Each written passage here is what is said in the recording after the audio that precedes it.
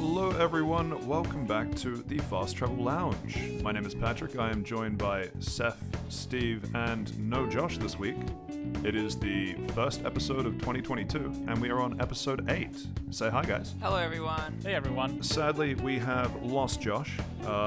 He's off sick this week. Hopefully, we'll be back next week, back to our regularly scheduled programming. We took a bit of a break over the holidays. Our last one was the Christmas special, what some would call our best episode yet. How have your guys' holidays been? Happy New Year to all. What did we get up to? Start with you, Seth. What have you been up to? Not a lot, honestly. I played, well, actually that's a lie. I got through a lot of stuff in my backlog. But yeah, just generally playing games, watching things, and working. I see. And you, Steve? Yeah, pretty much the same thing. I'm actively calling for genocide, so this is a call to arms. We must rise up and kill every single fucking fly in the fucking world. I'm fucking so sick of them. I hate fucking summer. I hate the fact that I open my screen door to go outside and hang the clothes up, and I'm invaded by like 50,000 of the fuckers. I hate this. I hate this fucking place. Yeah, summer's the absolute worst. What sort of fly? They should, instead of being calling flies, they should have just been called a noise. Yeah, but what sort of fly is it though? They're just the housefly ones, the shit ones. Well, they're all flies are shit, but just the housefly ones. just your garden variety shit housefly. I see. So I guess the New Year's resolutions for each of us, other than calling for a genocide of an entire insect species, anyone else want to? Favor. That'll get me into the pearly gates. Oh, congratulations, Stephen. You did what you were put on earth to do. Thanks, big fella. Thanks, St. Peter. Surely at that point you get to heaven, and then St. Peter's just like, oh, well, you know what? We also have a fly problem, and you loved it so much on Earth that... Oh, fuck. Round 2. Let's go. I don't think genocide is a way to get into heaven. I'll ask when I get up there. And we look forward to hearing how you get on. God damn it. Did anyone actually have any New Year's resolutions? You know, your general ones, lose weight, eat healthier, but I actually, like, an actual serious one is I do want to get a bit more into content creation, I guess, like, content creation word because whatever, but, like, doing better to get this podcast out, maybe get into streaming some more, just be better about that sort of thing. Yeah, I was going to say, boy, do I have the vehicle for you to create some content with the boys. I actually don't have any New Year's resolutions because I think it's time for the year to improve rather than me. You know what? That's also a very fair call. Yeah, that is a take, and one that I can get on board with. It's good that we don't have a dissenting opinion from Josh for a change. I think he'd agree. This whole situation's been real bad. Yeah, and that's what makes me uncomfortable because I'm still not really used to Josh agreeing with the rest of the group. It's you know what I mean? It's like the person that just changes overnight. It's a social taboo. Yeah, it is a little bit. Maybe we should you know speak more about it and really just encourage the conversation. People might be hearing that I'm on a new microphone. That was part of an upgrade that I got in the Boxing Day sales. Very proud of myself. I no longer sound like I'm on the other side of a Zoom call, hopefully. I will find out when I listen back to this.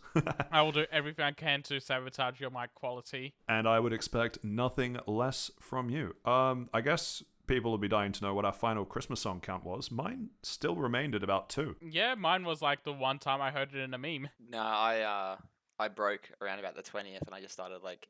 Christmas carols were just always on in the background. Wait, you leaned in? Yeah, I leaned into it. You just gotta lean in. You just gotta go with the flow. Like so, maybe just like 1 or 2, and then it's a very slippery slope to the big Christmas playlist, and it's like, oh wow, how good! I love Christmas, and then it's just sort of like all right, I'm done. I'm sick of it. Boxing Day has hit. I'm like, all right, cool. See you next year playlist. I probably should come clean in that I also I didn't actively put Christmas songs on, but we had the big family Christmas at mum and dad's place, and yeah, quite a lot of Christmas music happened to be playing. So my telly out in the wild, out in the COVID-filled Wild West where we all live, was about 2 to 3.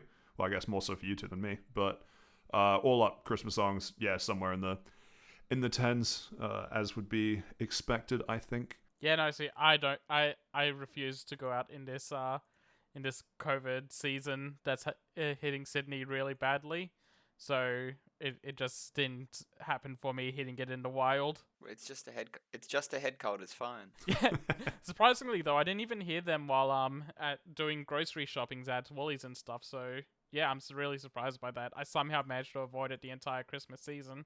I get the feeling if you work at like retail shops, you're entitled to compensation around this time of year because it's atrocious, and just go mad. Yeah, no. I worked at Coles for a little while, and yeah, it's a really bad time of year. But I believe the Christmas song goes, "It's the most wonderful time of the year." Is that not the case? Not for retail, no.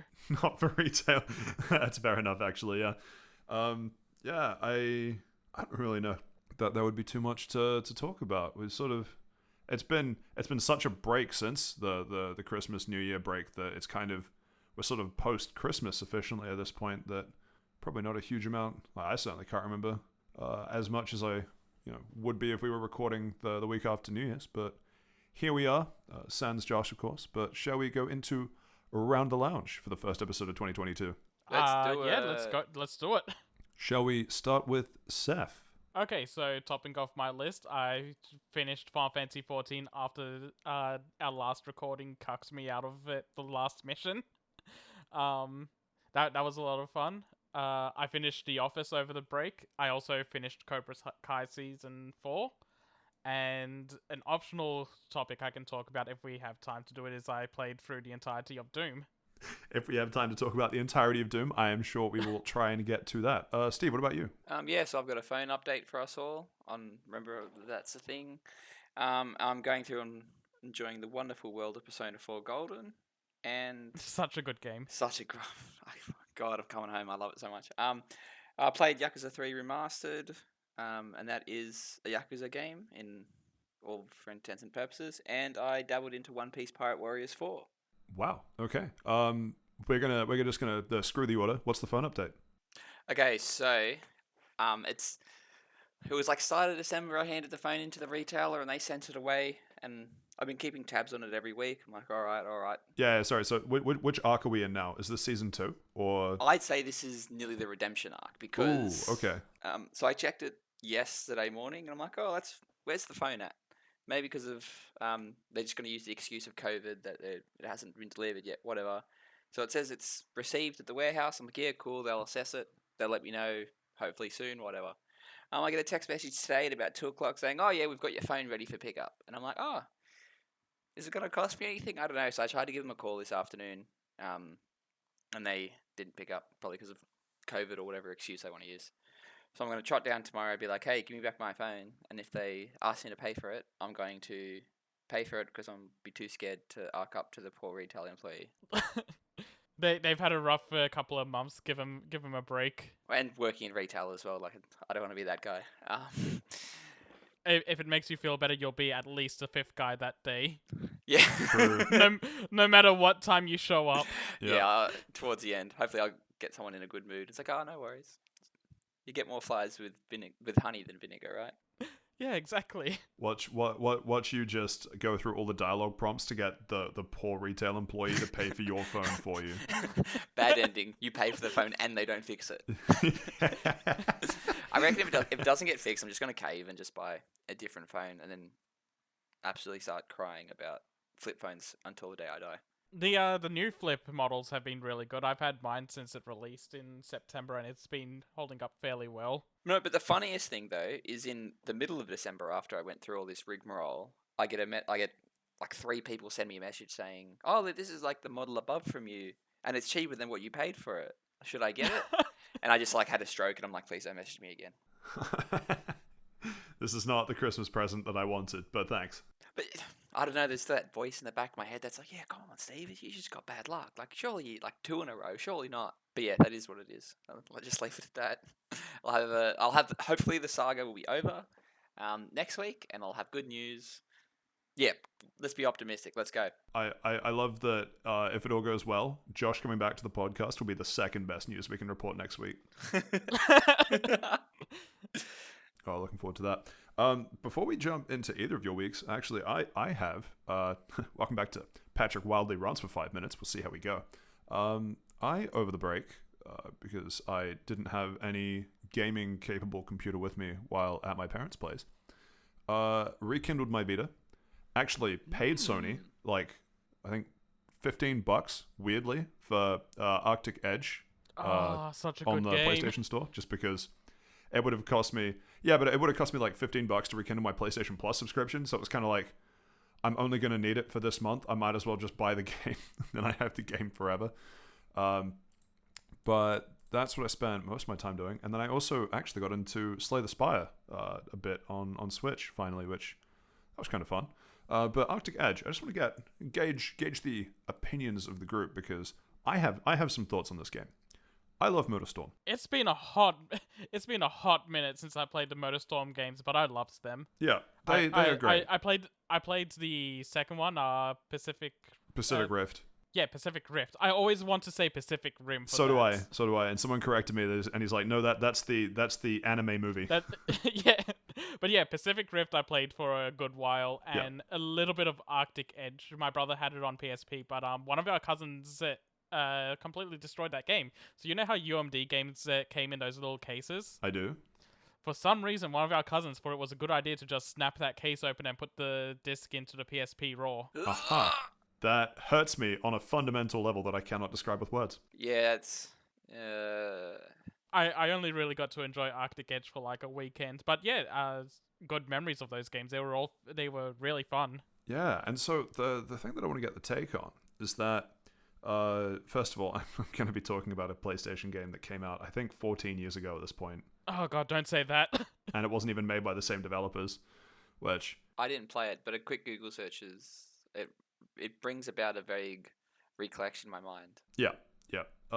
Basically, it's kind of like a class-based racing game. You could kind of think of it like that, with a heavy bias towards off-road. Really fun. And I don't remember struggling with any of the games back when they were actually new when I played them. And I also played Pacific Rift the most of the three.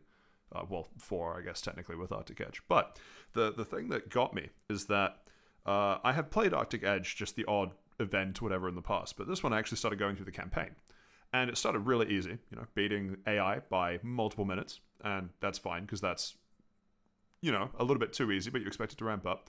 But if you're in a game, right, that you cannot determine the difficulty of your opponents, there's no difficulty slider, there's no option to turn it into easy mode or anything, would you expect that as part of that difficulty curve, your opponents would become unfair? Or they would just become faster than you, and there was nothing that you would be able to do to keep up? Oh, so the Jak 2 mentality of difficulty. Probably. That's a reference that I can't really speak to, but if it sounds like a Jak 2 thing, then yeah, then the Jak 2 mentality. What are your thoughts on the Jak 2 mentality? Jak 2 is Jak 2 is like one of my favorite games ever, but it is a very unfair game. It's pretty easy to get through, but if you die, the checkpoints are very stupidly sporadic in that game, and there are like 4 different missions in that game that are described as that mission, where it's just an absurd difficulty spike that's almost impossible to beat. Is it like artificially... Is it the game cheating to beat you, I mean? It's the game throwing too much at you. Okay. That's always shit. In Arctic Edge's cases, it's the game just actually cheating. So what I mean is, if I trying to think of the best way to describe this. So, all of the tracks, right? So, MotorStorm at its core is they give you a selection of different classes of vehicle, and they all have different stats, and they're all better at some things and worse at other things. And so the whole idea is that if you get a mix, like if you have a grid of 14 cars, you get a mix of classes, and there are various splitting routes, some that will favor one class over another, and you expect that the stats of those classes to become really apparent when one class has an advantage over another. So, for example, one of the classes would be a motorbike, and a motorbike is really great when it's quite light terrain, very bumpy, lots of jumps, that kind of thing. And another class of car would be something like a big rig, which, because it's a giant, heavy thing, doesn't deal with bumps and jumps that well. It prefers stable, quite like muddy, dense terrain that it can just plow through because it's so heavy and large, and sort of catch up that way. So if I'm playing let's say I'm doing a time trial in Arctic Edge, right? If I pick, say, a bike, and if I learn the track and figure out the best route for a bike, if I do that in a race, I would expect that if I execute perfectly and I take the bike route every time, and there's nothing random like, crashing all the time or anything else, that I would expect to do well. Well being, I don't know, top 3. Or whatever you want, but that you do well enough. But I'm at the stage where I think I'm just over halfway through the campaign at this point, And the game has already gotten to the point where it doesn't matter what class of vehicle you pick, every other class is always faster than you on every part of the terrain. And it's kind of annoying. Because that kind of thing really sucks, especially if it's got rubber banding in the game. I'm not actually sure if it has rubber banding. I think it's just a performance bias on opponent cars. Okay. But it's a really bad... I think it's actually poor game design, because a game like MotorStorm really tries to sell itself as being this sort of chaotic, multiplayer kind of focused racer. And so you learn a lot of really bad habits if just trying to survive the campaign you think, oh, here I am on the route that's basically designed for bikes, but a snowplow is going faster than me on this route. Therefore, I should drive a snowplow on this route and be faster than the bike that I'm in. But that's just not... That's not reality. Like, if I swap to a snowplow and I do the same route that I just did in the bike, I just get, like, trashed. and so it's really hard to fight the mentality of, there's someone beating me, I can't just copy them to do better. I have to kind of cheese my way to victory in every race.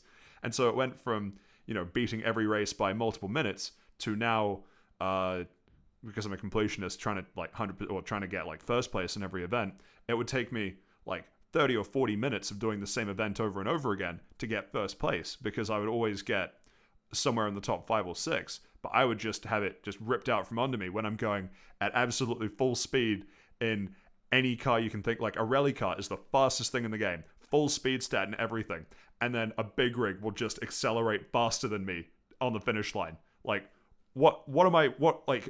I am so powerless in this situation that it's annoying. And it happens frequently enough. And yes, I get it's a 14-year-old game, yada, yada, yada. But I don't remember that being such a big issue in Pacific Rift. But it's I don't think that sort of mechanic is fair. And I'm wondering what the lounge's thoughts on that are. Am I in the right? Am I in the wrong? No, you're definitely in the right. That sort of thing is really frustrating to deal with, and it's the same as rubber banding, that it's a mechanic that's supposed to bring difficulty into the races when you've got to a point of being really proficient, but it's more annoying to deal with than it is like an actual fair difficulty challenge. Yeah. Yeah, it's artificially making it difficult as well. Like, there's nothing you can do about it, essentially. Like, it gets to a certain point where, like, okay, I've, like, mastered this game. If the game is literally telling you, oh, well, too bad, you can be as good as you want, we're just going to fuck you around. That's kind of the state that I'm in, I think, because, if I'm doing something and then, I'm just beaten by a car that is just proportionally the same, but just making smarter decisions, fine, 100%. I can learn from that. But I don't really derive any improvement in my own gameplay when I'm watching every car just accelerate faster than me, no matter where I am or what I'm driving. With a higher top speed and better handling. Yeah, exactly. There's a really funny video on, it was on the Horizon 5 subreddit.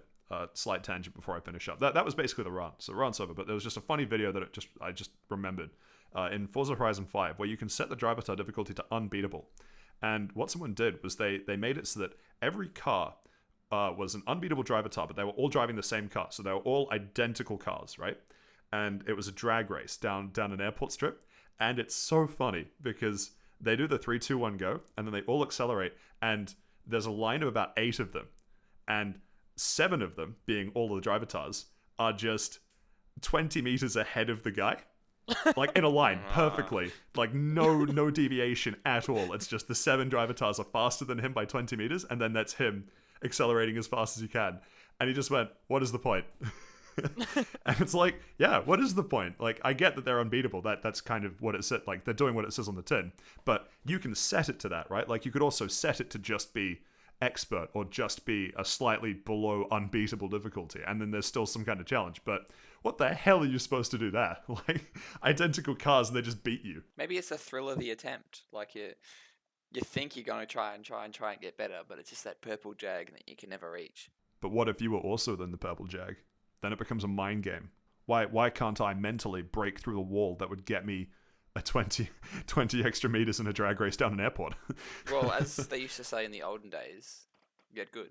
Ah, true. Yeah, I did see that adage thrown around, because I actually looked this up on the forums too. I went like, hey, like, I looked up, like Arctic Edge unfair AI or whatever, and found This is forum fucked. posts I hate from this. yeah, from 10 years ago, wondering if there were other people that wanted to shit on a game that was 14 years old.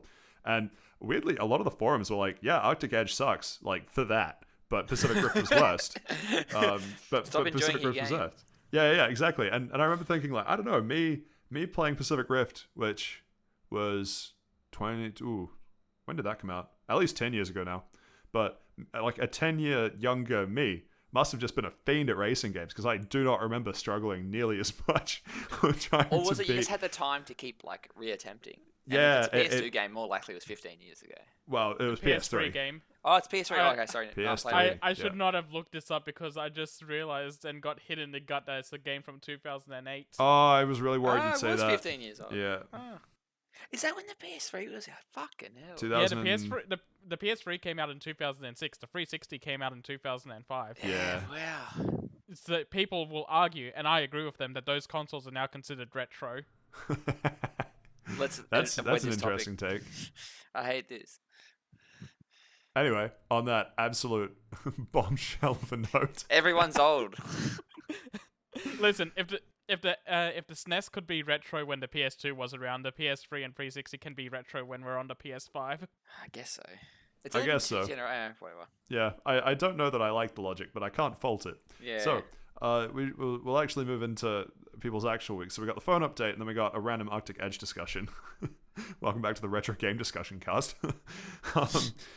Shall we continue with your week, Steve? Yeah, sure. Well, it's more like a month because I just didn't play all these games in a week. It's been a hot minute. So I'll start off with like the One Piece Pirate Warriors 4 because it's semi short of what I want to talk about it. So essentially, it falls right into the category of like the Dynasty Warriors series. Like it's you're one person and you're up against like armies and armies and armies, and it's like it.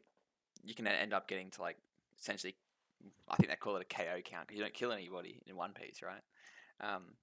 And get up to like the thousands or 2,000s or even 3,000s or 4,000s and some longer ones. I think it's even a KO count in the Dynasty Warriors games. Is it? Or Samurai Warriors, at least.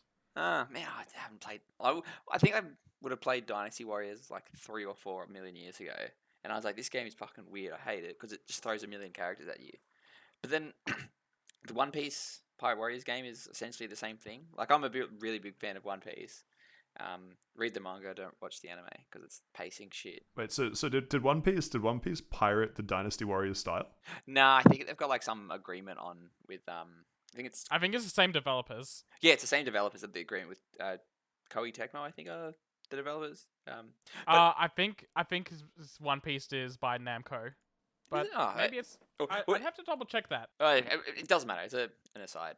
So it's really good if you're sort of like One Piece. Like it's got, I think, over 25, 30 characters, which is pretty good for like a Warriors sort of franchise game.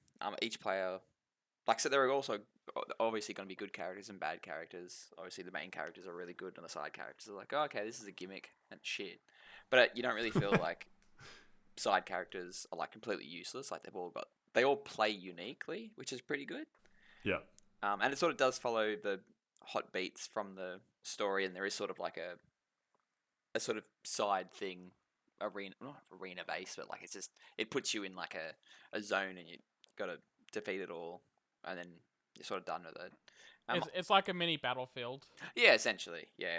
And like I had a really good time with it. I played it probably about like 10 hours, and 100%ed it. I'm like, okay, I'm done, and then that was it. Like Wait, really? 10 hours to 100% it? No. So it's well, actually, probably maybe closer to 15. Actually, I didn't really check. There's a couple. That still feels pretty short for one of those type of games. The achievements were sort of like very different, and it got towards the end. It got pretty grindy. So I'd say it's probably about like 4 or 5 hours for the main story, and then 4 or 5 hours for like the grindy parts towards the end, because you've got to grind up to make like one character really strong so you can beat those later levels. Because I wouldn't say it's unfair, but if you were trying to try out the different characters or anything, you'd be like massively underleveled, which means you'd have to go back and grind, which is what I had to do.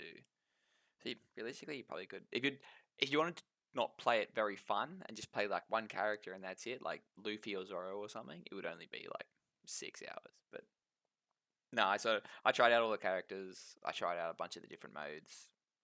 I really enjoyed it. If you're a fan of One Piece, it's pretty good. It's on Game Pass now. It came out on Game Pass 2 weeks after I bought the game. Of course, classic.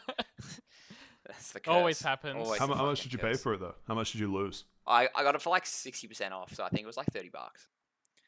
But like all anime games never get below $30 because they're all licensed and all that type of thing. There is a bunch of DLC characters, and there's like 9 characters in total that they've released through character packs. And from what I've seen online, they're pretty good. Like the characters are all unique, and they're not just sort of like, oh, here's a bunch of swimsuit costumes. It's fucking shit. So if you're a really good fan of One Piece, pick it up. If you're a fan of the Warriors sort of series, pick it up as well. It's pretty good. It's on Game Pass. full price or when discounted on Game Pass? I'm a very big advocate of never paying anything for full price. So on sale. If you're a really big fan, you've already got it by now because it came out like 2 or 3 years ago, I think. So if you see it for like $30 and you're sort of into it, maybe look up a couple of videos on YouTube because some people think it's like a big One Piece battle thing, but it's just essentially you're pressing the X button and the Y button a lot, which it's still fun. I get really excited playing it, but yeah, I'd recommend it. So you bought an auto clicker for 60% off. When you put it like that, all games are auto click.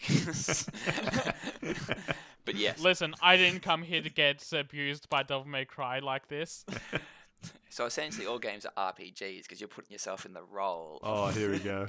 Yeah. Anyway, yeah. So that's One Piece Pirate Warriors. Just as sort of a little bit of a note as well, I played Yakuza 3 as well, the remastered. That's on Game Pass. If you're a fan of the Yakuza series, because I played Zero, Kiwami, and Kiwami 2, those are fantastic. Kamurocho is fantastic. The combat's fantastic. Story's a bit meh, but it's a Yakuza game. It is what it is. Yakuza 3 was the first one I ever played for the Yakuza series, and I've got a very good big soft spot for that game. I love everything about it. Well, you're not going to like what I've got to say about it. I fucking hate it. Oh boy, here we go. It's, round 1 for today because I already know we've got another round coming later. It's probably unfair because it is a remastered version, and I did play Zero, Kiwami 1 and Kiwami 2, and for those that don't know, Zero is a prequel that came out before. I think it was like that came out after Yakuza 6 quite a while away, and then Yakuza 1 and Yakuza 2 are pretty much rebuilds of the PS2 games. Yeah. I completely get it if you've come from like later entries because Yakuza 3 is an older game and every game's built up from the last one to make better and better experiences. Yeah. So going backwards is a bit rougher on those games. Yeah, but the story was. I fucking love that story. It gets insane.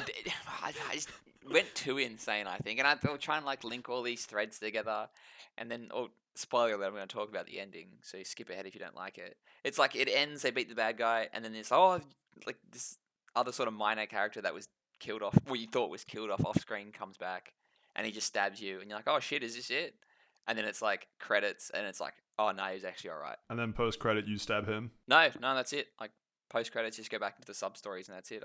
Yeah, Yakuza 4 continues that storyline a little bit. Yeah, but don't talk about Yakuza. with you getting like months of physiotherapy in a hospital from being stabbed. Yes. Exciting gameplay. Cannot wait. Physiotherapy simulator. But the most important thing about Yakuza 3, he's running an orphanage in Okinawa, and it's called Morning Glory. Oh my god. Fucking hell. It's not a great name, but I love that orphanage. Yeah, the orphanage is good. And all the kids have like pretty good development. That's the problem, Seth. We think you might love the orphanage too much. Listen, that kid that wanted to become a wrestler but was dealing. Let's just leave this discussion here and move on. I'm saying it's a good story. It is a good story, and they do sort of develop the kids as well. And I've just started Yakuza 4, but like I haven't really gone that far with it. So I'll talk about that probably next week, the week after. But the biggest item, I'm not talking about Yakuza anymore. We're talking about Persona 4 Golden. Okay, well, we'll leave Yakuza for later. God, I love Persona. Seth is now going to suddenly add, I also played Yakuza 3 to his week. Can't wait. It's on Game Pass. You can get it if you want to play it. Not for long, it's not. Okay, well, Xbox released their what's leaving on the 31st and the Yakuza series wasn't in there. So I might have been a bit panicky about that. But anyway, so Persona 4 Gold, holy shit. God, I love it so much. Holy shit. I put like 55 hours into it over the past like 3 or 4 weeks, and I have zero regrets. Like, I love it. I love Yeah. I I- remember my first run of that game take me about 80 hours, and I thought that was a long game. yeah, I played Persona 5, and that took 110. yeah. Oh, so I played the original Persona 4. Like, I emulated it about like 6 years ago now. And now that Golden came to Steam, I bought it for like $20 when it was on sale. And it's just so good. Like, the motion blur shit when you're in the overworld, it gets a bit framey in like weird areas, but I'm not sure if that's just me running it on my laptop. And the combat is like really repetitive. The dungeons are more or less the same, but the story around it, the characters that it builds up, oh, mwah. Oh, the voice acting, oh, everything about it. I've listened to it in dubbed, shamelessly. No, that's fine. I think most Western Persona fans listen to it in dub. But like, But the voice acting is like spot on. The only thing that's a bit weird is they use like the Japanese suffixes. So it's like I think that's fine Yosuke-kun. because I think it's that's fucking weird. Like, it doesn't translate. I think it's fine because the games are supposed to be set in Japan, so when you do it from that mindset, I think it's okay. Yeah, I guess it's just weird. And I guess it's sort of like like senpai doesn't really have a equivalent term, and there's a couple of characters that use that like 24/7 every fucking third word. I'm looking at you, Rize. Best girl also checking in. It just doesn't. I just Wrong, think it but makes- continue. no, here we go. Waifu chat. Here we go. Let's go. Okay, so the best girl is obviously Kanji. No, it's Teddy because he wins the cross dressing contest. I just watched that this morning. That was rigged. It wasn't, but yeah, of course it was. Yeah, because without him, you get no swimsuit competition, and of course you need that fan service. Exactly. Uh, All that fan service of underage girls. so this morning glory ride in Yakuza. I can't believe that this is our first episode of 2022, and it's gonna be the one that cancels us, and Josh isn't even here to see it. It's probably for the best. I can almost hear the emails arriving in the FTL inbox right now. Well, how vocal are we on Twitter? Like, just don't post it on Twitter. We'll be right. Yeah, exactly. Persona fans don't mind. Yeah, well, that's what you get what you pay for. But yeah, it's made me very more appreciative of how good Persona 5 is. Like, the story in Persona 5 is weaker than Persona 4 in my opinion, but the dungeons in Persona 5 are better, and the combat's a bit more dynamic. But yeah, oh god, I love Persona so much. Like, I cannot recommend it enough to anybody. The only thing that would probably deter people is like the sheer amount of content and time. And Yeah, no, they're big games. yeah, and when I first played it, it was like my first Persona game, and it's very easy to get overwhelmed with which social links you got to level up, and how you've got to increase your own attributes to get like some interactions are gated behind it, or if you don't score well on the test, your uncle doesn't give you like 75 grand for no reason. But yeah, the only weakness is probably the combat. It does get very samey to the point where it was like, oh no, it's a dungeon. I'll sit here and sort of play it with like something else on in the background for an hour and a half. Yeah, Fair it's enough. funny you mentioned those sort of like gated things early on, because they're very much like New Game Plus sort of things you'd think about. But it's such a big game that a New Game Plus features feel really weird in them. Like, I just finished an 80-hour game. I don't want to do New Game Plus on that game. Yeah, Especially when there's no real actual cutscene skip, it just fast forwards through them. oh yeah, there are some parts where I'm not gonna lie, I save scum to get some of the good interactions. What are you gonna do? Fuck off. Time is precious in that game. I save scum all the time. If you disagree with Steve's save scumming, feel free to tell us. Email us. I didn't save scum, but for Persona 5 Royal, I did some guides for specific social links. Because for Persona 5 Royal, I was like scared that the final third of that game was going to be locked behind some social links, so I wanted to make sure I had those kept out before they were locked away. So you looked up the how to, like the Wikia, like make friends guide with pictures, 5 steps. Well, that's literally what it is. Like it'd be 10 steps because it's 10 social links, but 10 steps in the social link, but that's close enough. Fair enough. You just walk up and casually Misatsu a child. Anyway. So there's this thing in Yakuza 3 called Morning Glory, right? I don't think that joke landed because no one here plays Street Fighter. So there's this thing in Morning Glory, right? I don't think that joke landed because no one plays Street Fighter. I make a joke about walking up to a kid, but because you haven't played Street Fighter, the joke about walking up to a kid doesn't... If I'd played Street Fighter, would I have to fight the child? Is that the context I'm missing? Yes. Okay, so back on Persona 4. I reckon it's probably one of the closest like games I'd probably give a 10. Like I'd regret to say that I don't like giving games 10 because I don't think any game is perfect type of thing. But this is fucking very close. Oh, who cares about that? Give what you enjoy a lot a 10. Yeah, that's true. The combat, but it's just fucking shit. I hate the combat so fucking much. I'll give it a 9.9. Fix the combat. Maybe in Persona 6, right? Hey, maybe. Yeah. Well, it's the rumors are that it's coming to Switch. If people are really interested in it, playing it like portably or something. It might even suit it better on the Switch because you've got that like the sort of sleep feature. So you can be like, okay, I've had this cutscene for 30 minutes. I'm done. I'm putting the Switch down. Because the cutscenes, some of them do go for a long time. But it's some of them drag. Yeah, I do think it's an engaging story. Yeah, cannot recommend it enough. Fair enough. That's pretty much the update for me. So before we get on to Seth's week, I just want to touch on one of the things that we all kind of talked about, but I think it would be an interesting tangent to go on just for a couple of minutes. It was the idea that a game, if it's announced that it's big enough, starts becoming a turn-off. As in, you've paid, let's say, I don't know, Australia, New Zealand equivalent would be like $90 for a game, for a new release game. And if someone tells you, oh, hey, that game's good for 10 hours, you're like, wow, that's like $9 an hour worth of content. That's not a great deal. But at the same time, if they say, oh, this $90 game's great, it's got 100 hours of content in it, you go, that's a lot of time. I don't know if I want to commit to that. What's the cutoff point for you guys for buying a new game? Because there's got to be some number that you just look at and you're like, nope, no, too much. I think it depends. Yeah, it depends if it's... Well, that was it's cute. Like You said that at the same time. Yeah, it depends on the type of game it is. Because I think a shorter experience for certain games is better than longer, and then you get to the Ubisoft territory where it's a bland open world game that lasts hundreds upon hundreds of hours, and it's like, yeah, this didn't need to have this much content in it. Yeah, I'm on the same sort of boat. If it's like just a weird gameplay loop thing, like you're doing the same thing just for the sake of artificially sort of lengthening it, hate that. Like, remember Fallout 4 with its Radiant Quest and another settlement needs your help. Thanks, Preston.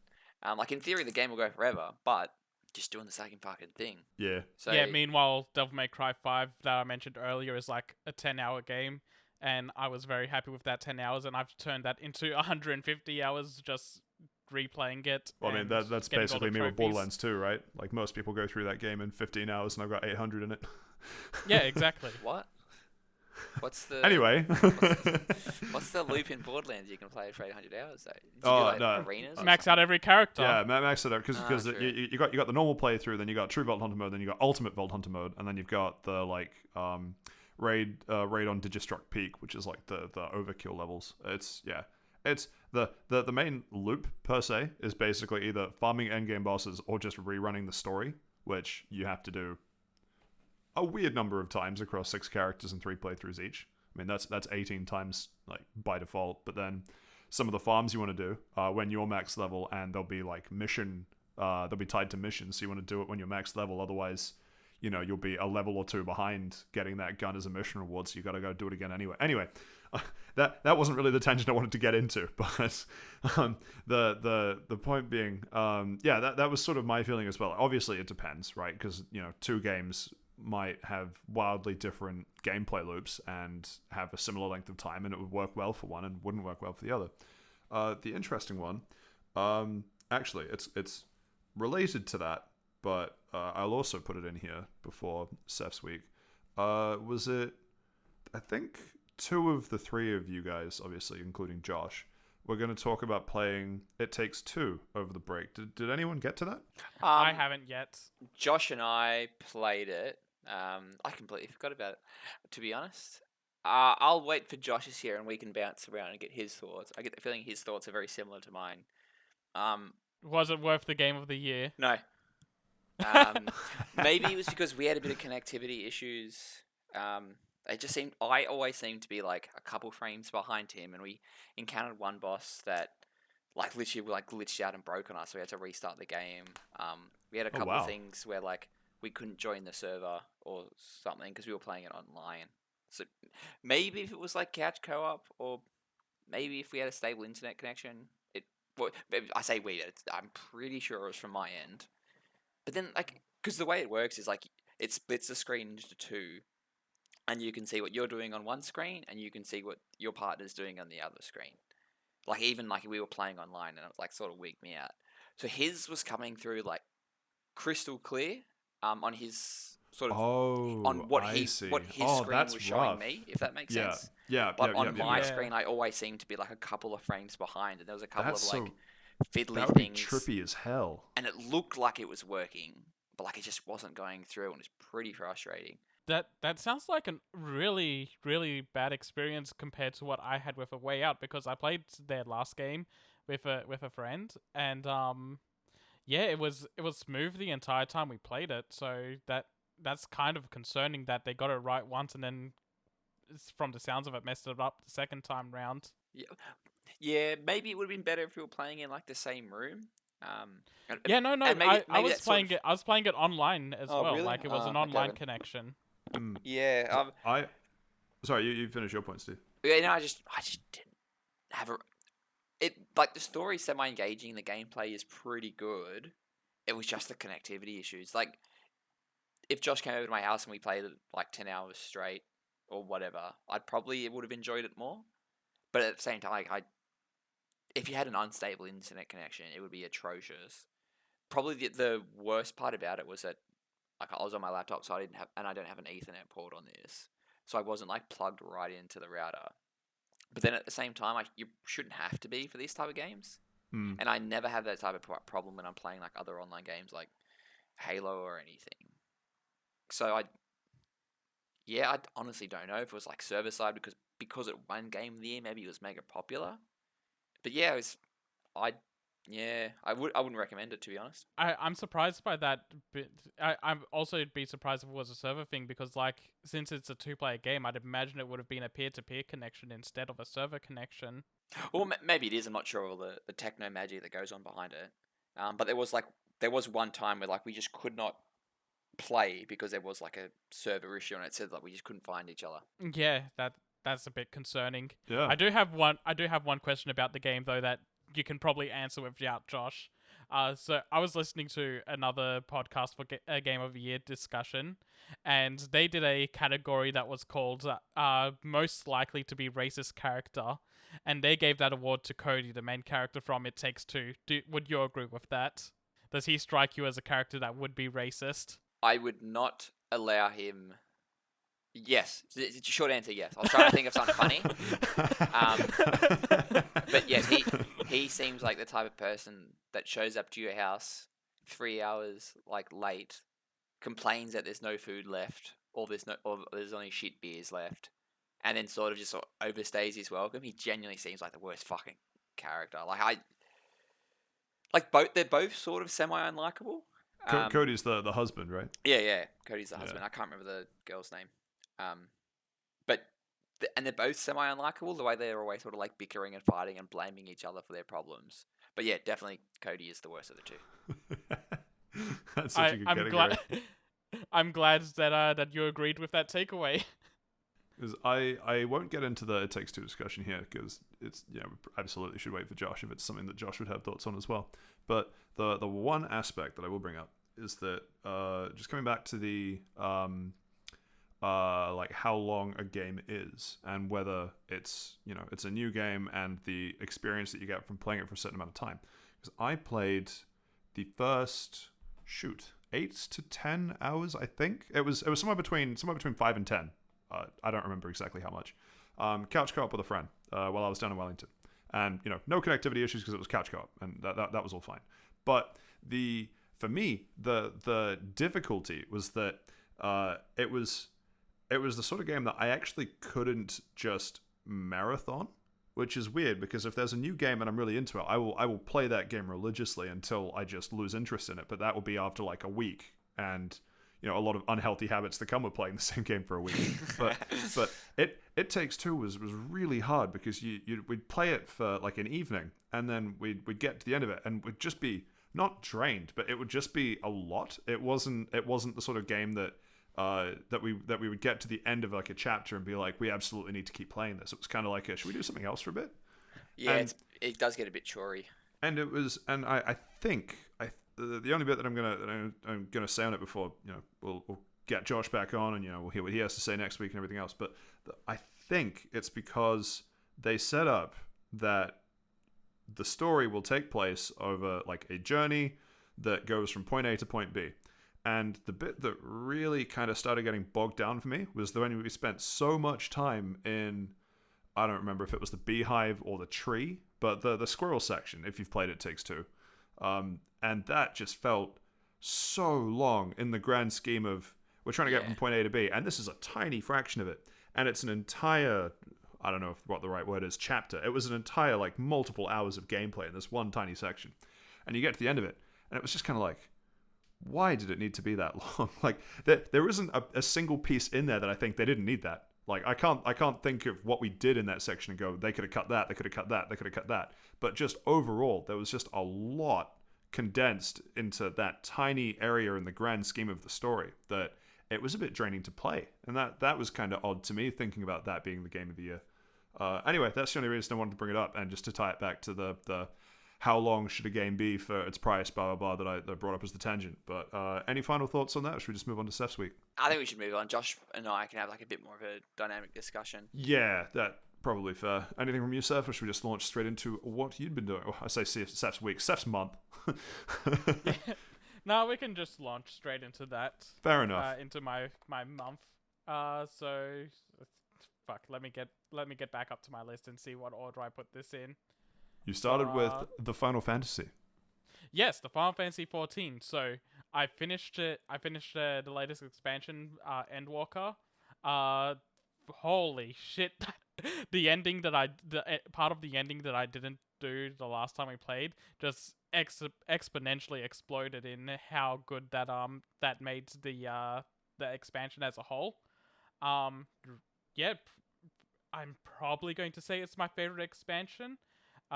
It's such a fantastic story, and well, every other time you brought up Final Fantasy XIV, you talked about how good the expansion is. So yeah, I'd hope that this is your favorite expansion, because if that expansion is this good and it's not your favorite, then what are we doing? I should be playing Final Fantasy XIV right now. It's this expansion and the last expansion, Shadowbringers, were both absolutely fantastic. I love both of them, and for a little while I was going back and forth on Endwalker's kind of new. Am I just in that like this is new and shiny phase of really enjoying this and I think it's better, or is it like just do I like Shadowbringers better and this is just kind of under it? But no, I feel like I'm pretty confidently going to say that Endwalker is the better of the two, but they're both fantastic expansions to this game. But yeah, the final sequences of the game, I won't spoil anything. The person that threatened to brick us, I promise you're safe. If you haven't finished it by now, I'm a little concerned. But still, yeah, the final moments after being the final boss and the things that happen after that are all fantastic and some of the best things that happen in that game, in my opinion. Wow. They also, during the last month, they released their first set of raids for the expansion, which are just a small bit of story and 4 boss fights that happen that you do with 7 other players. They also released the first set of Savage raids, so this usually happens a couple of weeks after they release the like normal tier of the raids. The Savage raids are much harder versions of them with new moves and mechanics you have to learn. The world first runners cleared all 4 of those Savage raids in about 12 hours and 47 minutes. So is that they need to do that? They need to just allocate 12 hours and 47 minutes just in a continuous chunk, or is that just across? Yeah, it was in a continuous chunk. Like within 12, it was like after the release, it took 12 hours and 47 minutes for the world first runners to have cleared all 4. Right, but what I mean is, do they need to do that in a continuous chunk, or like if I just jump on and want to do one of 4, do I have to do the other 3? Oh no!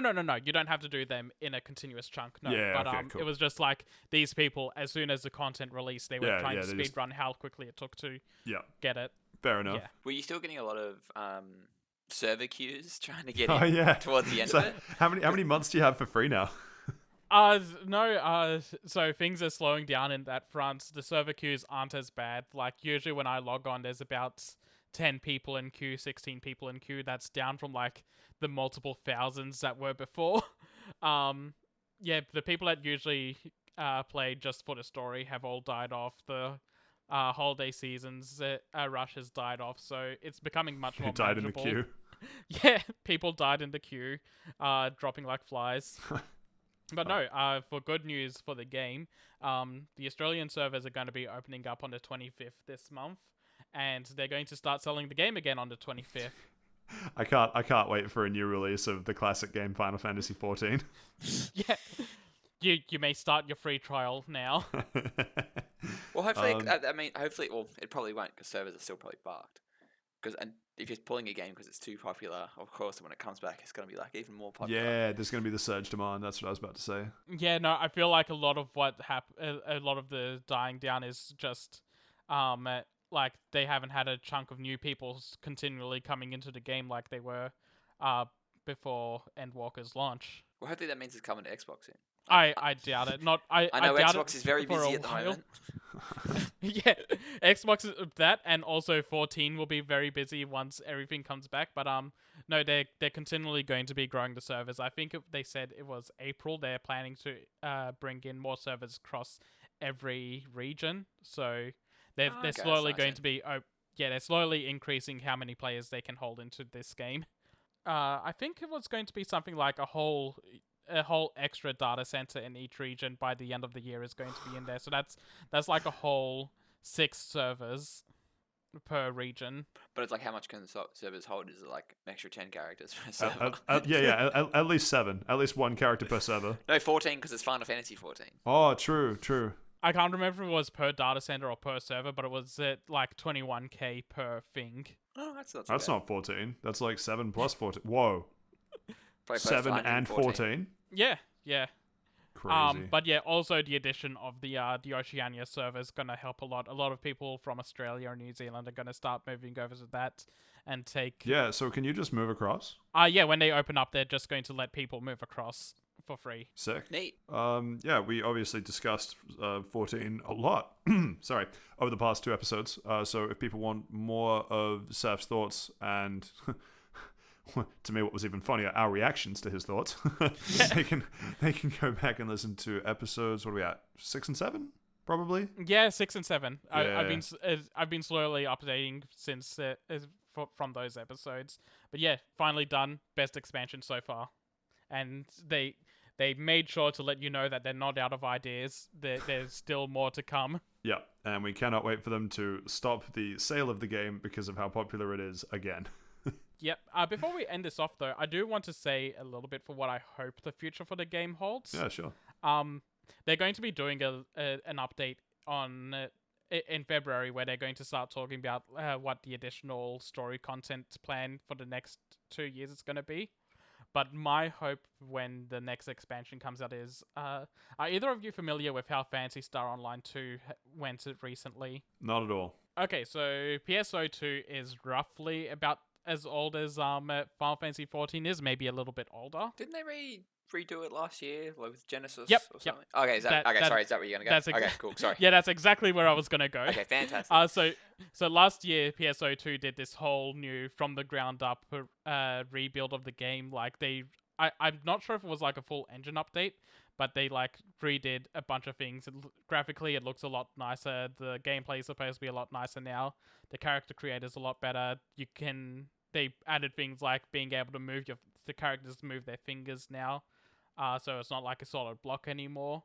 And that's kind of where I hope 14 is going to go, because currently the game's kind of being held together by really old tape, bubblegum, and Yoshi P's hopes and prayers. There's a lot of things that could be improved in this game, but just aren't, because of how bad and old the code is and how old the engine is. Yeah. So I'm hoping that the next expansion, they take the opportunity to do like a complete overhaul of the game, like Phantasy Star did, where they make the graphics better, they make the systems better, the coding better, and with that be able to fix a lot of the issues people have, like the glamour system being very limited and things like that. So I'm not familiar with PSO2, but when they did this big re-release, did they re-release it onto platforms that didn't previously exist on? I don't think so. I don't think so. I think it was just PC and the Xbox systems that the original released on. Because I'd be curious if they're going to take the time, like let's say they do that, right? Let's say Final Fantasy goes and actually does this, that they rebuild it from the ground up. I wonder if they already have something that's functional on PC and PlayStation? Are those the... Yeah. Yeah. They already have something that's functional on PC and PlayStation, and they rebuild it from the ground up.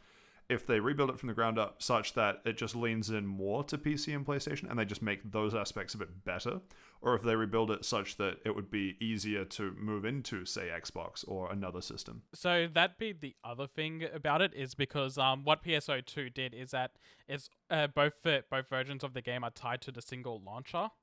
So you launch the game and it goes, hey, do you want to play the old version of PSO2 or do you want to play New Genesis? And that's what I'd hope that 14 does, because then they get to make like a new game where it's not held back by all the old stuff that's in the game, but you still have the old game to go back to and go through the old zones and stories and content. Yeah, that's kind of cool. Yeah, I like that idea. So if they do go that same route, they'd still need to do the old 14 on Xbox anyway. Right. And that way Xbox players would be able to do all the story and content that's existed for the past 10 years. Yeah. But that went free to play as well. Did it? Or am I getting confused? PSO2? I think PSO2 is I think it's a sub game. I'm not 100% sure. Yeah, I'm not 100% sure, but I think so. I think it's got a weird tie-in with Game Pass as well, because I keep getting served weird. Do this to claim your PSO2 anime kitty. Like one month subscription or something? Yeah, or something like that, I think it is. Well, yeah, because Microsoft helped get that localized, because that game was not leaving Japan. They had plans. Had plans to. So very strange that Microsoft chose to do that as well. Yeah, I guess because 14 wasn't coming around, they felt like they needed some push into the MMO market. Well, they've got Temtem coming out. That's a semi-MMO. Yeah, Temtem. How long you been waiting on that one? I think I messaged Josh in like April 2020 saying, "Oh, this game looks alright," and here we are, upset. But yeah, that was my closing thoughts on 14. I hope that when the next expansion comes out, they do something drastic to overhaul this game. Cool. You now have the next 30 seconds, and I'm looking at a timer, to talk about The Office, and I promise I will not interrupt. Okay, so The Office. Season 1 is a little rough. Seasons 2 through to 7 are fantastic. Season 8 drops the ball a little bit because Michael Scott is no longer there and none of the other characters can fill the void that he left. And Season 9 just crashes and burns the whole thing, and I cannot stand when the sitcoms do this. They always fuck up the final season. Wow. You've got 6 more seconds. You had 8 more seconds. Is that... I'm comfortable with leaving it there. Actually, no, for my last 8 seconds, well, now Jesus I can interrupt. Christ, Pam is the worst. There we go. Yeah, you're right. After Season 6, it does crash downhill, and all sitcoms do it. Alright, now that that's over. Actually, it was interesting. Not related to The Office, but, well, I guess technically it is, because Ricky Gervais, creator of the original Office, he ended Afterlife, which isn't a sitcom by any stretch of the imagination, but he made the decision that Season 3, which released this week, I believe, on Netflix, will be the final season. And he did it in a way that the ending is the ending of the entire show. So 3 seasons, each one with, I don't actually remember how many episodes, but it's basically 8 hours end to end that you'd watch Afterlife for. And everyone's like, wow, this is so good. Why are you ending after 3 seasons? And Ricky's basic response was that, I'm not gonna let it get shit. I'm gonna end it where it feels appropriate to end it, and then we're all gonna move on. Yeah, that's a very wise call, because the past 2 past week and a half, I've been on a bit of a kick of remembering How I Met Your Mother, and boy was that show. That show was great until the final episode. Final season, Yeah, big fella. but that No, I kind of enjoyed the final season, hated but they completely ruin it with the final episode. They make that entire last season worthless. Some of the jokes that Barney makes does not hold up. Oh no, they his do whole not. his whole character is like, oh, pretty red hot. which is weird because the show's only, I'm going to say only 10 years old, but like it was released in the 2010s is what I mean. Like No, that- it was that's- released in the mid 2000s. No, the final episode was 2013, no? But I think it started in. Oh yeah, the final episode was 2014. But it did Yeah. start But in it 2000. started in 2005. Yeah, no, it absolutely started. No, I get that it started there, but what I'm saying is, it's not like we have the perspective of hindsight and we're like, oh yeah, no, the show from 30 years ago is untasteful now. It's like, no, this is a show that is contextually fairly recent. Yeah. I still feel like a lot. I think a lot of the Barney weird humor came from before the 2010s, though. Even then, he was a bit scummy leading up to the final season. Yeah, that was his character's design. But like even going back and watching it, it'd probably be pretty red hot. But at the same time, because- How I Met Your Father came out. True. Whenever it came to women, they always showed him as being a sleazebag, and he shouldn't be looked up to in that sort of way. So I guess they kind of tried to get away with it in that sort of light. Are we not meant to idolize it? The like crazy the crazy womanizer played by a gay man. They cancel each other out. That makes it okay. Yeah, it's true. It makes it okay. It would be terrible if a straight guy did that. I feel like I had something to say to that.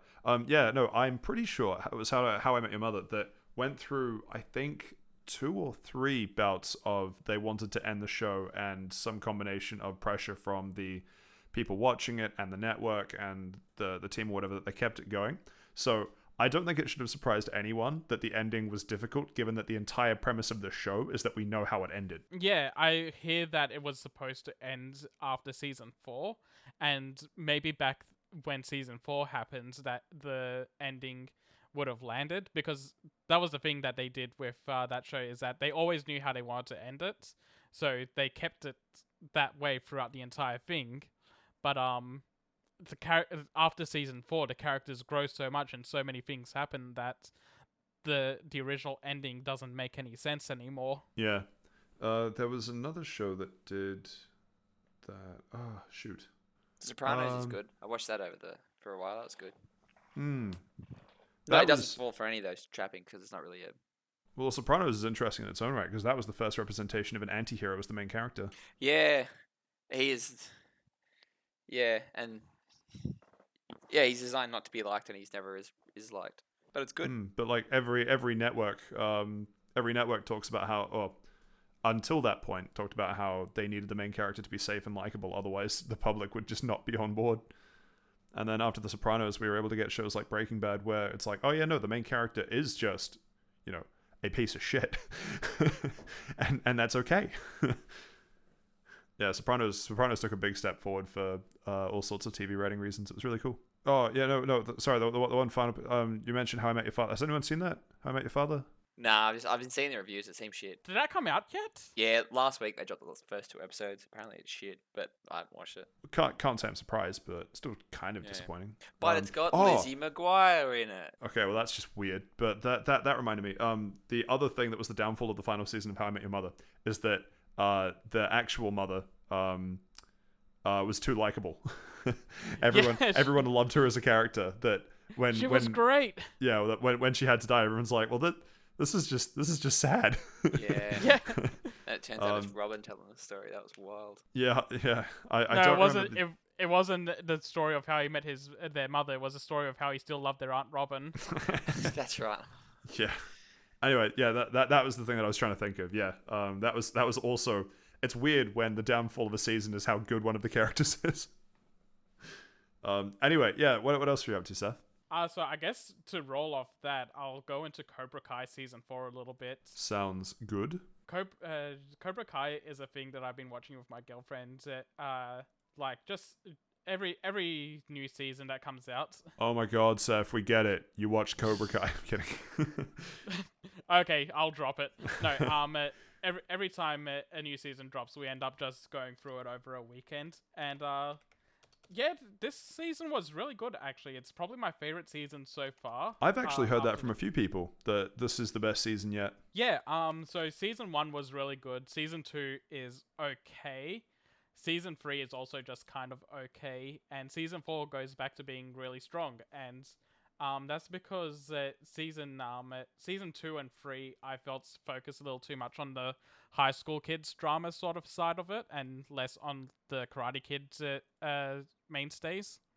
But also, on top of that, there's these two characters, Sam and Tori, that just absolutely drag down the show, and they go their storylines kind of revolve around love triangles and things like that. Oh boy. And and it devolves into them being really bitchy and catty with each other in a very not classic. Yeah, it's very not enjoyable to watch, and they remain to be the worst parts of season 4 as well, because their storyline, I feel like their storyline's resolved a little bit now, but not completely. Is it one of those things that you watch play out on screen and you think it's entirely preventable if they just did like a couple of things to fix the situation that they're just not doing?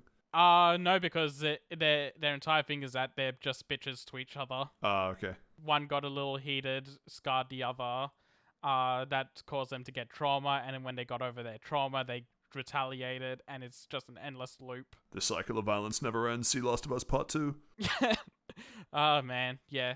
So yeah, it's not an enjoyable watch between those two. But everything else is everyone, good. yeah, everything else is good. The stuff with the Karate Kid mainstay characters is great. The rivalries between the different karate dojos is great. The tournament that happens at the end is a lot of fun, and I was very happy with the results of that tournament.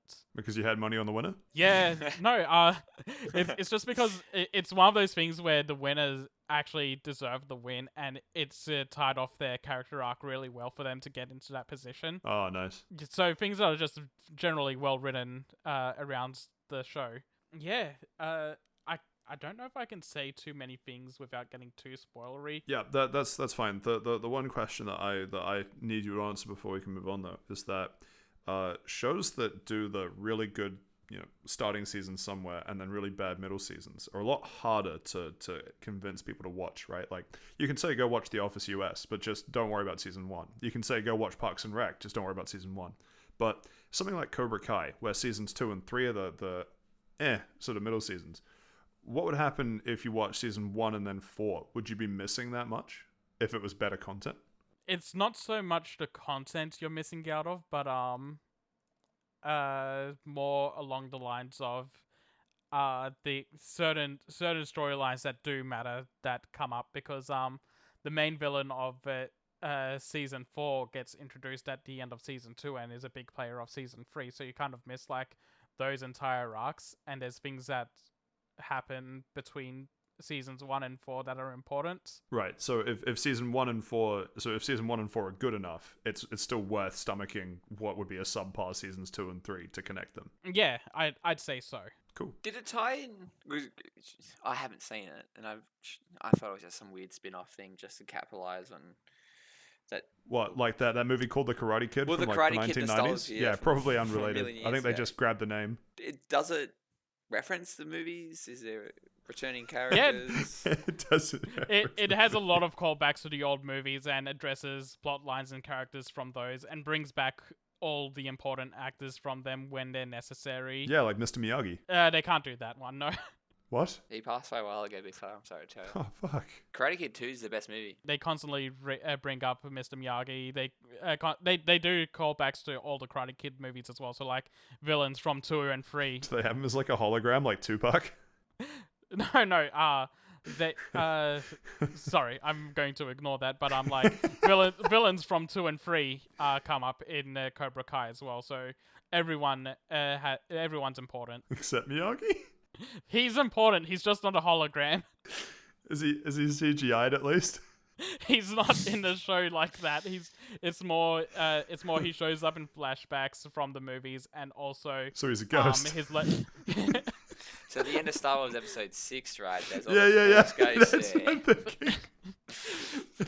thinking. You know what always tripped me up about that is when they did the re-releases and they digitally reinserted what's his Christian name? Anderson. Yeah, Christian Henderson. They inserted him into the ending of Episode 6. I was like, wait, but this movie's older. When did they do this? Oh, good. Yeah, no, sorry. It's too. Forces We haven't recorded in a confirmed. month. Yeah, we haven't recorded in a month. I've missed derailing Seth while he tries to say simple sentences. It's alright, I understand. Oh shoot, we could probably. Maybe we shouldn't talk about. But No Way Home. That we technically left as we can't talk about last episode because we were all going to go and see it. I assume everyone went and saw it. I went and saw it. I've seen it. I was the first one to see it. That's right. You threatened to talk about it last episode. I guess we'll probably just. I assume Josh is going to have words about that as well. Maybe we'll wait. I don't think he's for that watched one. it. Fucking coward. If he hasn't watched it by now, he's not gonna watch it. Well, do we have a cheeky discussion now then, or do It's we? fucking do we amazing. Wait. I loved it. It's, I loved it's it as in my well. top 3 Spider-Man movies. Oh, okay. So I don't know if won't... it's top 3 or top 5 for me. Oh, easy top 3 for me. But all right, so finish your month, and then we'll do a quick Spider-Man chat, and then that'll be the end of the the weekly round, the monthly roundup. Honestly, I've been derailed so much on Cobra Kai that I can't remember what I was talking about now. It's So, basically if you wanted to touch Doom or not. No, I just want to say one more thing. I just want to make one more pun about Cobra Kai. Does it have snakes? I'm done. Thank It's you. not even a punt. What? What do you mean, Cobra? Cobras are snakes. it doesn't have any snakes, but it has eagles. It's not a pun on the name though. It's just like. Alright, I made my funny. God. I made my funny. There was no joke. It was just there's Cobra in the name. Is there a Cobra? That's what I mean. That's not even. I don't even think that's a pun. That's just asking. You know what? I'm getting way too heated about this. Okay, I you made can the move funny. on. Did you really? I'm hearing Patrick laugh.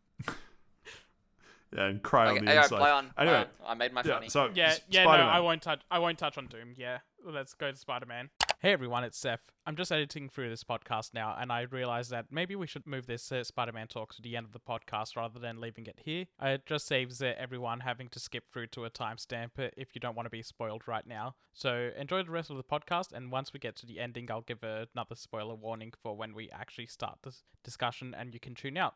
Thanks.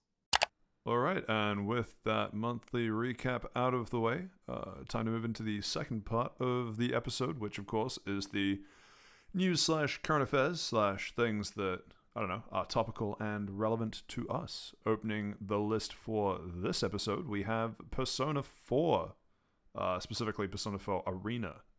Seth, you want to take us through this one? They fucked up. They didn't put rollback in the game, and they're saying they might do it later. I mean, what is the one thing you told them to do? Add rollback. Don't fuck up. How were the instructions this unclear? I don't know. But they're saying if there's fan demand, they'll do it later. And there will 100% be fan demand. Well, no, hold on. People will do it themselves before Atlas does it. Well, I think that's a bit of a loaded question because the fan demand would be that no one plays it, so therefore they won't have fan demand, so they won't put it in later. What? The lack of sales will make them go that way. Sorry, which part of that was confusing, Steve? If they don't have rollback netcode, no one will want to play it. If no one wants to play it, there won't be any fans. Therefore, there won't be any fan demand. Okay. I understand where you're coming from, but it is such a roundabout Yes. way of saying it. Who else will buy it? Anything else you want to say to that? Sure, should we move on? We can move on. Yeah, just a Steven note, I'm probably going to pick this up, not for the online because I'm dog shit at fighting games, but apparently it's got like a weirdly decent story. Now that Because I'm you really hate rollback netcode, and you're like, finally, a developer that won't put that shitty rollback netcode into my games and ruin it. It's the only way I can win online, to be honest. Yeah. Fair. But you know, because I'm so deep in the Persona 4 pill at the moment. Oh, it comes out in like what, March or April or something. So Yeah. which means I've probably got another 12 months before it goes on sale. Until it It's comes to already Game coming Pass. out at a discounted price. But it's like a big discounted price. I'm not just. Oh, it's fine. It's like $35. I can get it for cheaper. I'll wait. I'm patient. Oh yeah, you'll definitely get it cheaper like a couple of months after it comes Maybe out. 12 months. I'll add it to the backlog. I've only got like what 50 million 400 games in there. Yeah. It's fine. I'll get to them eventually when I retire. Sweet. Second up on the docket this week, we have a Kingdom Hearts story. I guess, Seth, you want to take us through this one as well? I actually don't know much about this one. Yeah, so this year is the Kingdom Hearts 20th anniversary, and they're going to be doing a big event for it on April 10th. They said they're going to do a concert. They got some other things planned for it. Q&A with the development team, some exhibitions, and I'm not sure if they're going to live stream it, but they said they'll make a video for it available at a later date. I'm hoping they do a live stream because if there's any new announcements, I want to see the trailers and everything happen in real time rather than hear about them on Twitter and then see the things later. But yeah, big excitement for that. The fan base is already doing hard speculation on it because April 10th lines up with the 104 building that's in that game. So people are making connections to that. Do you reckon it'll be a Kingdom Hearts 4 drop? I don't know if there'll be a Kingdom Hearts 4 drop, but something will drop, I feel. Whether it's another side game or like another mainline game. Kingdom Hearts 3 Chain of Memories. Exactly. Yeah, I'm angry thinking about that, but it's fine. I'm looking forward to it. Kingdom Hearts, the whole collection comes to Switch soon, doesn't it? It's out. It came out today on streaming services on Switch, and it is dog shit. Oh, that's right. You gotta stream it to your Switch. That's right. Ah, wild. Damn. I've already seen how it runs for Australians, and it is not good. Is it streaming from the US? It's streaming from Japan. What if I NordVPN to Japan and then stream it? Is that faster? I don't think that'll help. It's your Switch. It's on your Switch. You'd have to put the VPN on your Switch. Well, would that help? Maybe, I don't know. Can it be done? What if I ran an Ethernet cable from my house to Japan? Would that work? Listen, just pirate it. Pirate it on PC. Just pirate it like everyone else. It used to be on Game It'll Pass. save you the time. It used to be on Game Pass, but they took it away. How have you managed the Kingdom Hearts series since they took it off Game Pass? I bought it. He's been streaming it. No, I bought it like 2 years ago, and then it came out to Game Pass. I'm like, fuck yeah, and I sort of just, and then they took it off, and I was like, oh no, they're taking it off, and I'm like, oh wait, and I bought it. Yeah. Did it come to Game Pass 2 weeks after you bought it? No, it was like 12 months. But I think it was like so far back in my mind that I'm like, oh, this is cool, great, and to the point that I'd forgotten that I bought it. Nice. But I think I only 75% off or whatever. I was only paid like $20 for it. Fair enough. Anyway, next up on the list, we have the first of what will probably be quite a few COVID delays over the coming sort of 12 months as people are dealing with the Omicron outbreak. But this first one is Final Fantasy 16 being delayed by 6 months. Yeah, Final Fantasy 16 across the board, everything for that game has been delayed by 6 months. Like, Yoshi P is producer on that game, not director. But he's still in charge of like community feedback and stuff for it. And he put out a letter at the end of last year saying, look, it's been a rough year. COVID's made us like miss a lot of deliveries. Some of the outside development studios that are making assets for us haven't met their delivery dates because of COVID. So we've had to cancel some plans because of it. So everything about the game's been pushed back 6 months. Probably surprising. Expect this. Yeah. I'm not expecting this game to come out until next year now because of this, but the little bit of light at the end of the tunnel, they said they plan to show some more information for the game in spring this year, which is autumn for us. Do you reckon this is sort of like the start of what will essentially be delay everything, the big yellow banners that Cyberpunk was doing? Is this sort of the start of it? What? Like, I wouldn't say it's the same as Cyberpunk sort of thing, because that was like really that was pushed back a lot, and even then the game came in hot. But that's one word for it. Yeah, but from what we saw from 16, it seems like it was in a fairly good state, and that was all gameplay and in-engine footage that we saw, not like CGI stuff representing the game. Yeah, it'll be interesting to see if it's just 6. I predict if any company says that we need 6 months because of COVID delays, it's going to be longer, and they're just going to have to take another delay. And I think after how uh, unready, to put it nicely. A lot of the games that have been rushed out the door have been. I think most people in the community are probably fine with that. Yeah, much happier to wait. Yeah, delay never hurts. Yeah, I've never heard of a game being worse because it was delayed. Except maybe Duke Nukem Forever. Anyway, speaking of delays, we have a game being pushed back further than 6 months, just into 2023, because this is, of course, Hogwarts Legacy, which was that slated for this year? I assume so. Yeah, it was one of the first PS5 games shown way back in like 2020. Was it? Yeah, Way back in 2020. Oh man. Well, they had that.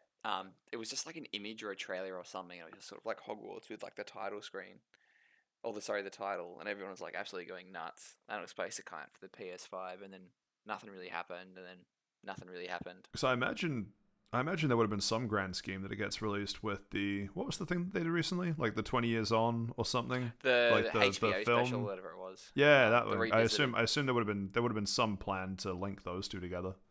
Probably, and that's probably what they were going to, because it was like 20 years was last year. They probably wanted to be like, oh, happy birthday, Hogwarts. Here's your video game that you've been asking for. But yeah, that's been delayed until 2023. I honestly don't know. We haven't seen anything. We haven't seen any gameplay. We haven't seen anything. There was also that whole thing where Warner Brothers was possibly selling off all their development studios. Yeah, and that would have just hard cancelled this game, and no progress would have been made if that had happened. Yeah, I'm sort of the opinion that like it literally probably paused for like 12 months then. Yeah, and then just nothing's been done. I wouldn't say that long. I would have said like maybe during the month all of that was happening, they were like on a hiatus. Oh yeah, well yeah. I'm still very interested in this game.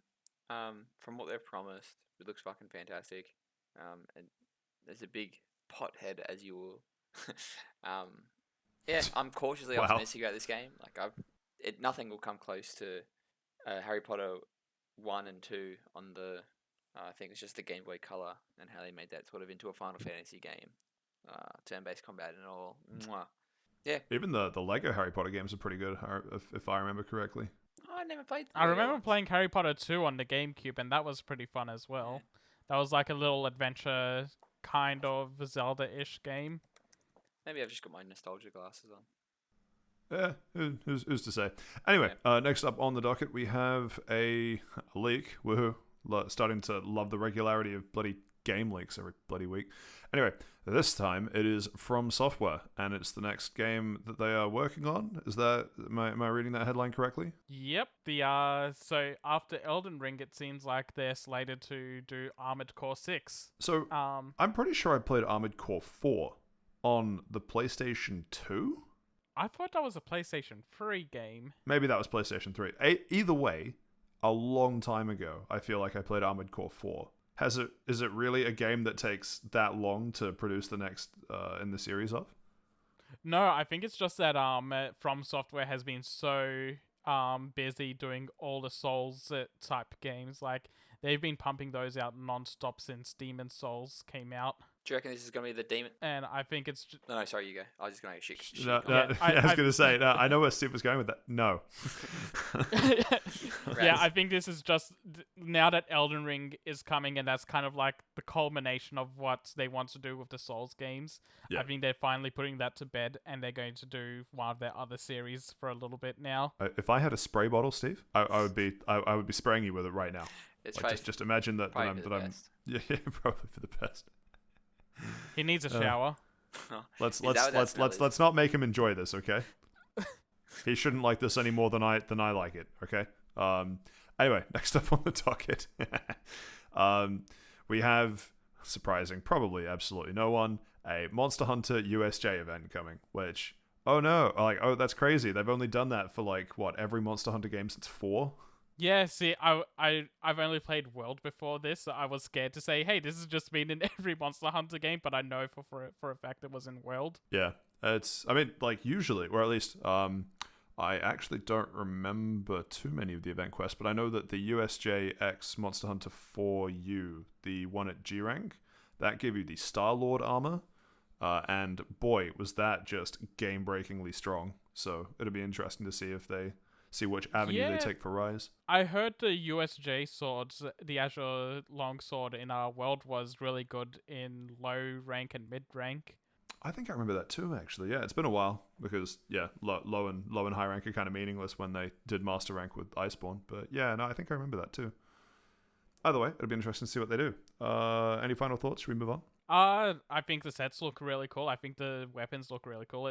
I might give bow a try just because of how much that I really dig that design. Is it just coming to Monster Hunter Rise on the Switch? No, No, now that Rise is out on both, they said they're going to keep content parity and things will be coming to both at the same time. Yeah, because just in the trailer it only has like the Switch logo, but maybe it's just me reading too much into it. Yeah, I think that trailer was like specifically from the Nintendo channel.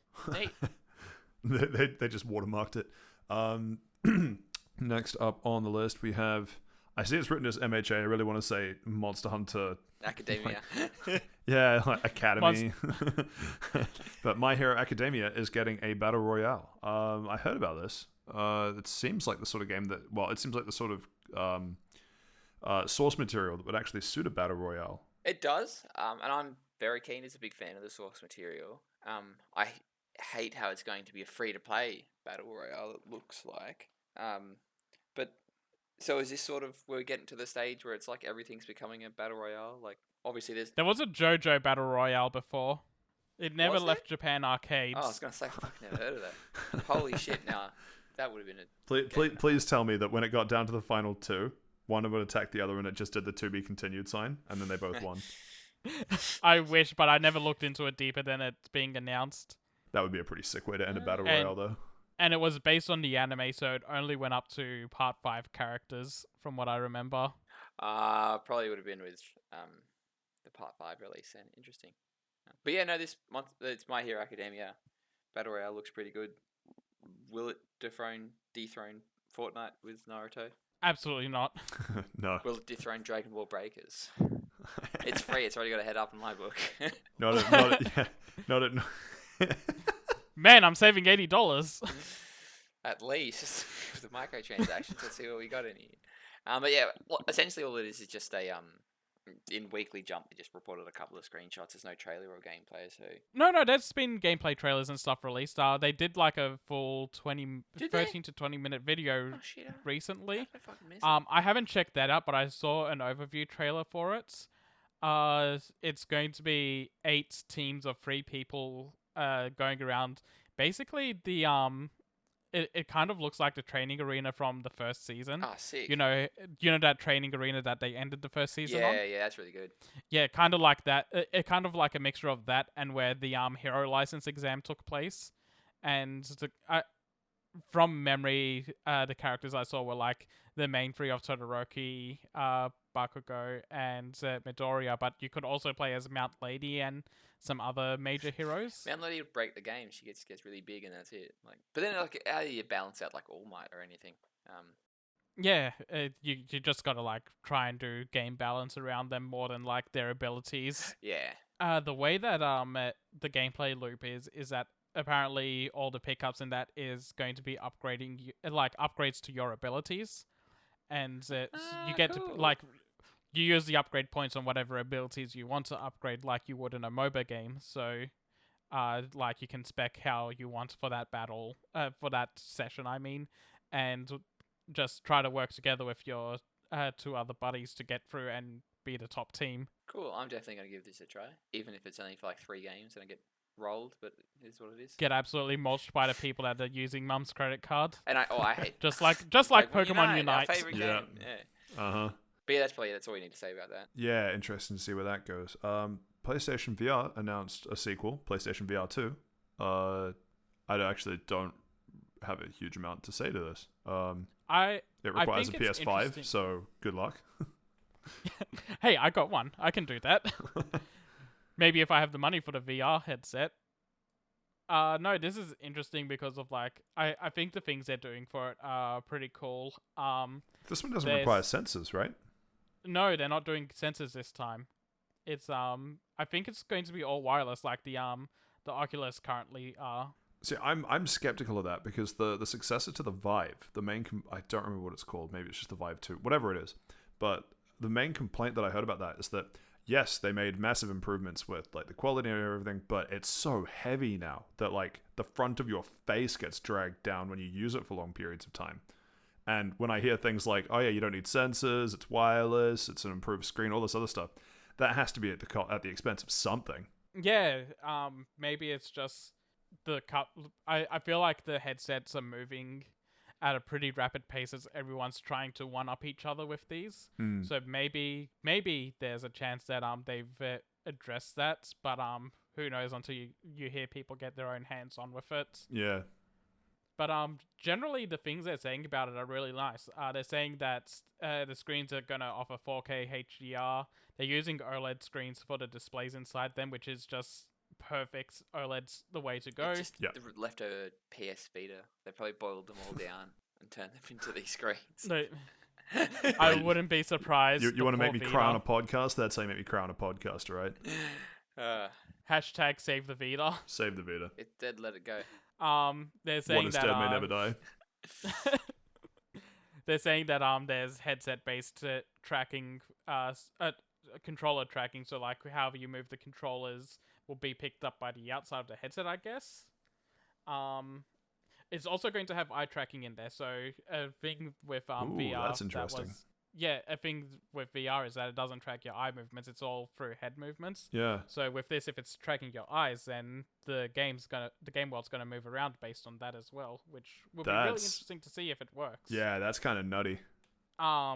The refresh rates on the things are going to be pretty high because apparently VR needs really high refresh rates on their screens.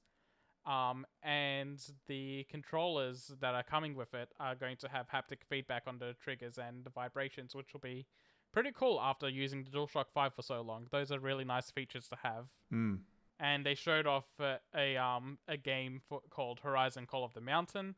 They showed about 15 seconds of that, and I'm really hoping that's not just like some roller coaster experience, tech demo. Yeah, because I feel like we're past the point of that, and we should start getting proper VR games to push this forward if they're really going to try. No, that all sounds good. Yeah, I hope that it's just a straight improvement on PSVR 1, and I'm sure it will be in a lot of ways. I just hope that it doesn't fall into the Vive trap of, oh yeah, it's an improvement, but it's also just heavy as balls now. Yeah, we'll I want this to take off because something else that would be really fun is that I don't have the original PSVR units. Yeah. And if this is backwards compatible, I would love to play Resident Evil 7 with this. Get the big titty mummy lady. I said 7, not 8. Is there a big 7 was the one where your uncle punches you in the face. But is there any big titty mummy vampire ladies in it? No. That's it. Garbage. Subpar game, honestly. 0 out of 10. There's no boulder punching either. Why are we playing this game? Speaking of backwards compatibility, though. Yeah, Sony and specifically Mark Cerny, the system architect for the PS4 and PS5, put in some patents for backwards compatibility on PS5. Wait, sorry, did you say Mark Sony? Yeah, Mark Cerny, Cerny. That would have been great, like Mr. Sony, Mr. Mark Sony, the head of Sony. Well, the head of Nintendo is Doug Bowser. Yeah, Doug Bowser's the best one so far. Yeah, he's a bad guy. Anyway, yeah, sorry. So it's just a patent that talks about some tech stuff ideas that they could do to make backwards compatibility work. It doesn't go into many specifics. It's all tech related things. But from the sounds of it, people are speculating they could do this to make backwards compatibility for PS1, PS2, and PS3 games work on the new console, which would be fantastic if they do. And I'm also it sounds like it sounds like a hardware thing as well, and not like a software thing. So it's more like an actual proper backwards compatibility, and not just, hey, you can stream the games to your PS5, which would no one wants. That's what I was going to say, is that as long as it's actually got some sort of meaning behind it, because like, you know, patents are, I'm not saying they're easy to get, but just because you hold a patent doesn't mean you're necessarily going to do anything with it.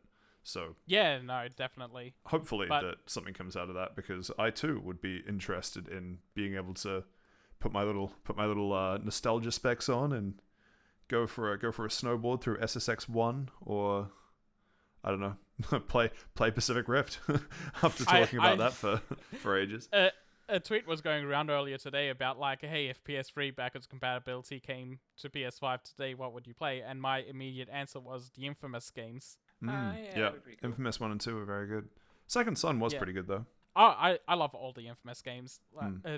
they're all fantastic to me. But yeah, to go on that thing about the patterns though, this does kind of follow up. I'm not sure if we talked about it on any of the last podcasts, but there was a rumor going around that Sony is going to start making waves towards like a Game Pass like service. Yeah, that was to PS. mentioned. That was mentioned 2 episodes ago, I think, very briefly. Yeah, cool. because so it was one just a of the- rumor. Yeah, and one of the parts of that rumor was that they're going to start offering backwards compatibility titles. Yeah. So having this pattern follow up that rumor might lead some credence towards it. Yeah, that's true. That's true. Yeah, Interesting what- exciting My, times. what are they going to call it? So what? Sorry, what the Sony's Game Pass? What do you reckon they'd call it? I think they're just keeping the PlayStation Plus branding, Eh, but they didn't get eh. they didn't get too into the details because the rumor just said it's called Project Spartacus at the moment. I reckon they'll call it PlayStation Plus Games or something. I don't know. That's a good one actually. Never mind. They can't do PlayStation Gold because Xbox Gold already happened. Play more Game Station. Oh, there we Hopefully, go. yeah. Now we're That's it. cooking with Mark gas. Sony, get in touch.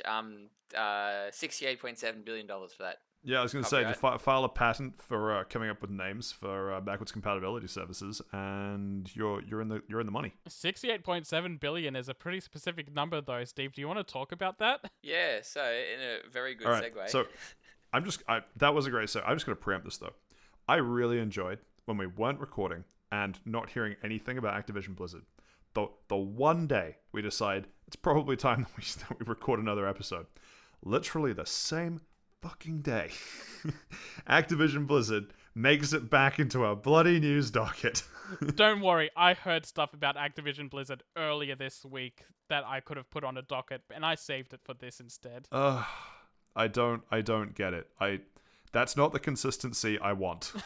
Well, hopefully with this it'll stop. Yeah, you can continue, Steve, with the great segue that was thrown your way. Well, Microsoft finally caved and bought Activision Blizzard King or whatever it's called for $68.7 billion, the highest in any games acquisition history. I think it's highest in any media acquisition in general, because I think this is even higher than what Disney bought Star Wars for. Oh, it's fucking high, whatever it is. It's fucking nuts. Like, Honestly, this is like, as much as I hate on Activision because of Blizzard and what everything that they've been doing lately, I still think this is kind of disgusting. I think it just seems like Activision Blizzard was dying and it was sort of like bleeding out on the ground. Like, I can't remember the last Activision Blizzard game I've actually played. Like, probably Diablo 3 way back in the day. For me, it was the Tony Hawk remasters that came out recently, and by recently I mean like a year Last and a year? half ago. Yeah. Well, those aren't even really new games. It's just an old game with like a fresh coat of paint on it. Like, it's I mean, then before that it would have been Crash 4, which was like a month before that. oh yeah, okay, I guess. Well, that's like one, but before that, that's probably like nothing. But it's very interesting to sort of see that Microsoft is just trying to ooga booga their way through this generation. Like, they completely got destroyed last generation. Like, they fucked up the Xbox One. And despite the naming convention for the Series X and the One S being absolute dog shit, it just seems like they're just throwing money at the problem to go away. First was Bethesda ZeniMax for like what, 7 billion or something, whatever that was. And now- Something like that, yeah. throwing it at this, like, and the amount of IPs just sitting under their belt now, like the Call of Duty series, Diablo, whatever God awful state Overwatch 2 is in, they'll have to salvage that. And that's where my problem lies with this, because I'm fine with studio acquisitions because I find that more that's more like a working relationship between it's usually between a working relationship between the company and the developer. It's so like you get the things where like Sony will buy out Insomniac, for example, because Insomniac's basically always doing PlayStation games, or Microsoft buys out Double Fine, which I was also okay with, or Ninja Theory, which is also I'm okay with. But when it's like these big publishers where they make like 10 games a year and they're suddenly bought out, I kind of find that a bit gross to do. I think it's just the way that it's all going. Like everyone's merging together to make it, and it's like if you want one IP, it's like, well, just buy the. But then at what point do we have to stop that because it starts becoming a monopoly? Because Marcus, So I see, and that's Uh, that's the whole like worrying slippery slope argument. Hopefully, Sony sees this and is like, oh shit, let's kick it into gear. Let's either A, do better things, or B, acquire Let's something. buy Activision Blizzard from Xbox for 70 billion. What- so when you get into this sort of thing, like, so I'm not going to like indulge them, but it starts going into the console war aspect of like, well, if Microsoft is buying Activision, Sony should buy Square Enix, and so many people would hate that, even though Sony and Square Enix do have like a close relationship. Like 16 is going to be PlayStation exclusive for a little bit, but it's also coming to PC, for example, at release. And Well, maybe that's the new generation of console war. It's console plus PC. Like back in the days when it was like the N64 versus PS1 versus Dreamcast days, everything was exclusive. You either had Mario or you had Final Fantasy type of thing. So it's right, but that's also the thing of like, it's still like one game every couple of years from this studio is being an exclusive, not like with. Sorry, 1 second. bark doggies, bark. You can cut this out in post, right? Oh, who knows? Might just leave it in. Fans might enjoy this. Who knows? I'm not really sure how to feel about this. I've seen quite a few Twitter threads about people being very. Sorry about that. My dog was barking. Oh, perfect. I was just sort of holding the crowd over while you're on break. I was just going to chime in and saying that most of the online response to this I've seen has been overall negative. Yeah, a lot of what I've been seeing is negative as well. I don't really have. I haven't. I guess I just don't know enough. Nor do I really play enough Activision Blizzard games to really have an opinion on this one. Compared to like, I'm sure if they bought up a studio that I knew more of their games for, I'd be more vocal for or against it. But this one, I'm just sort of letting. I assume the overall feeling of negativity towards this that I've seen suggests that I should be feeling negative towards it, and I think I do. I just haven't really formed an opinion of this on my own yet. It's less about like what's going to happen with their. Well, it's what's going to happen with their games, but not like on a quality level, and more of a. Oh, sorry, 1 second. Bark. It seems like Seth's pet is very vocal about against the acquisition of this company. Or just likes is disagreeing with Seth. Put him on. Put the dog on. Yeah. Let me take that from the top. So it's less going to be about what's going to be a quality thing for their games, and more, they're just taking market share and monopolizing that part of the market. So, like I said, Activision owns like so many studios and they make so many games a year, and if you look at like earnings, Microsoft is the number one for US earnings in America for games, and Activision is number two. So now it's just the top two earners in the US market are now all under Microsoft.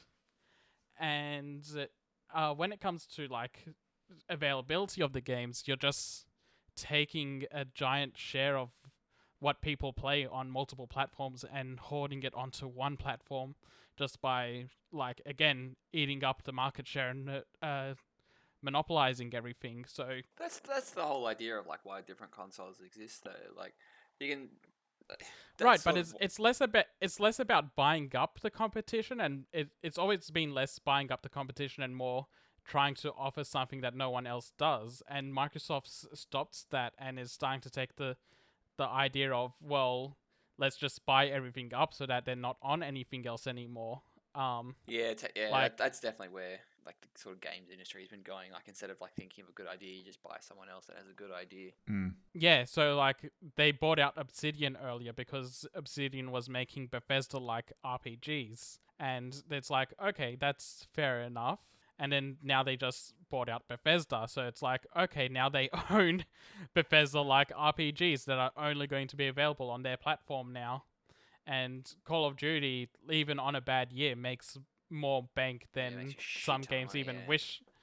Some games even wish to make. And now a lot of that is because of PlayStation, because PlayStation's been the number one console at the moment, and now that's just going all to Xbox now. I don't see them keeping Call of Duty multi-platform, because when you make a massive purchase like this, you're not doing it without the express purpose of putting everything on your platform, and probably to incentivize people to get Game Pass subscriptions. Yeah, we realistically mean looks like the price of Game Pass will go up, but if you do want to play Call of Duty on like Xbox, I don't think the price of Game Pass will go up. It's more the quality of Game Pass will go up, and it's through the idea of purchase everyone, so they can't get anything anywhere else, sort of thing.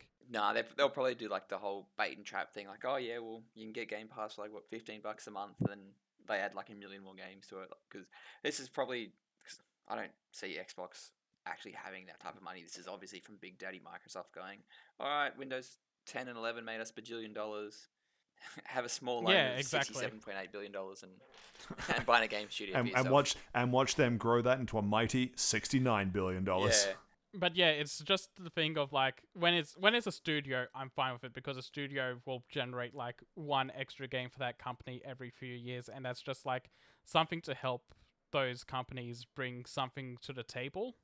But this is whole ass publishers with like 20 different IPs that people care about just suddenly vaporizing into a single platform. Like when it happened with Bethesda, I had some friends that were upset because they really like Doom, but they own PlayStation consoles, and now their choice is get a computer that can handle games or buy an Xbox.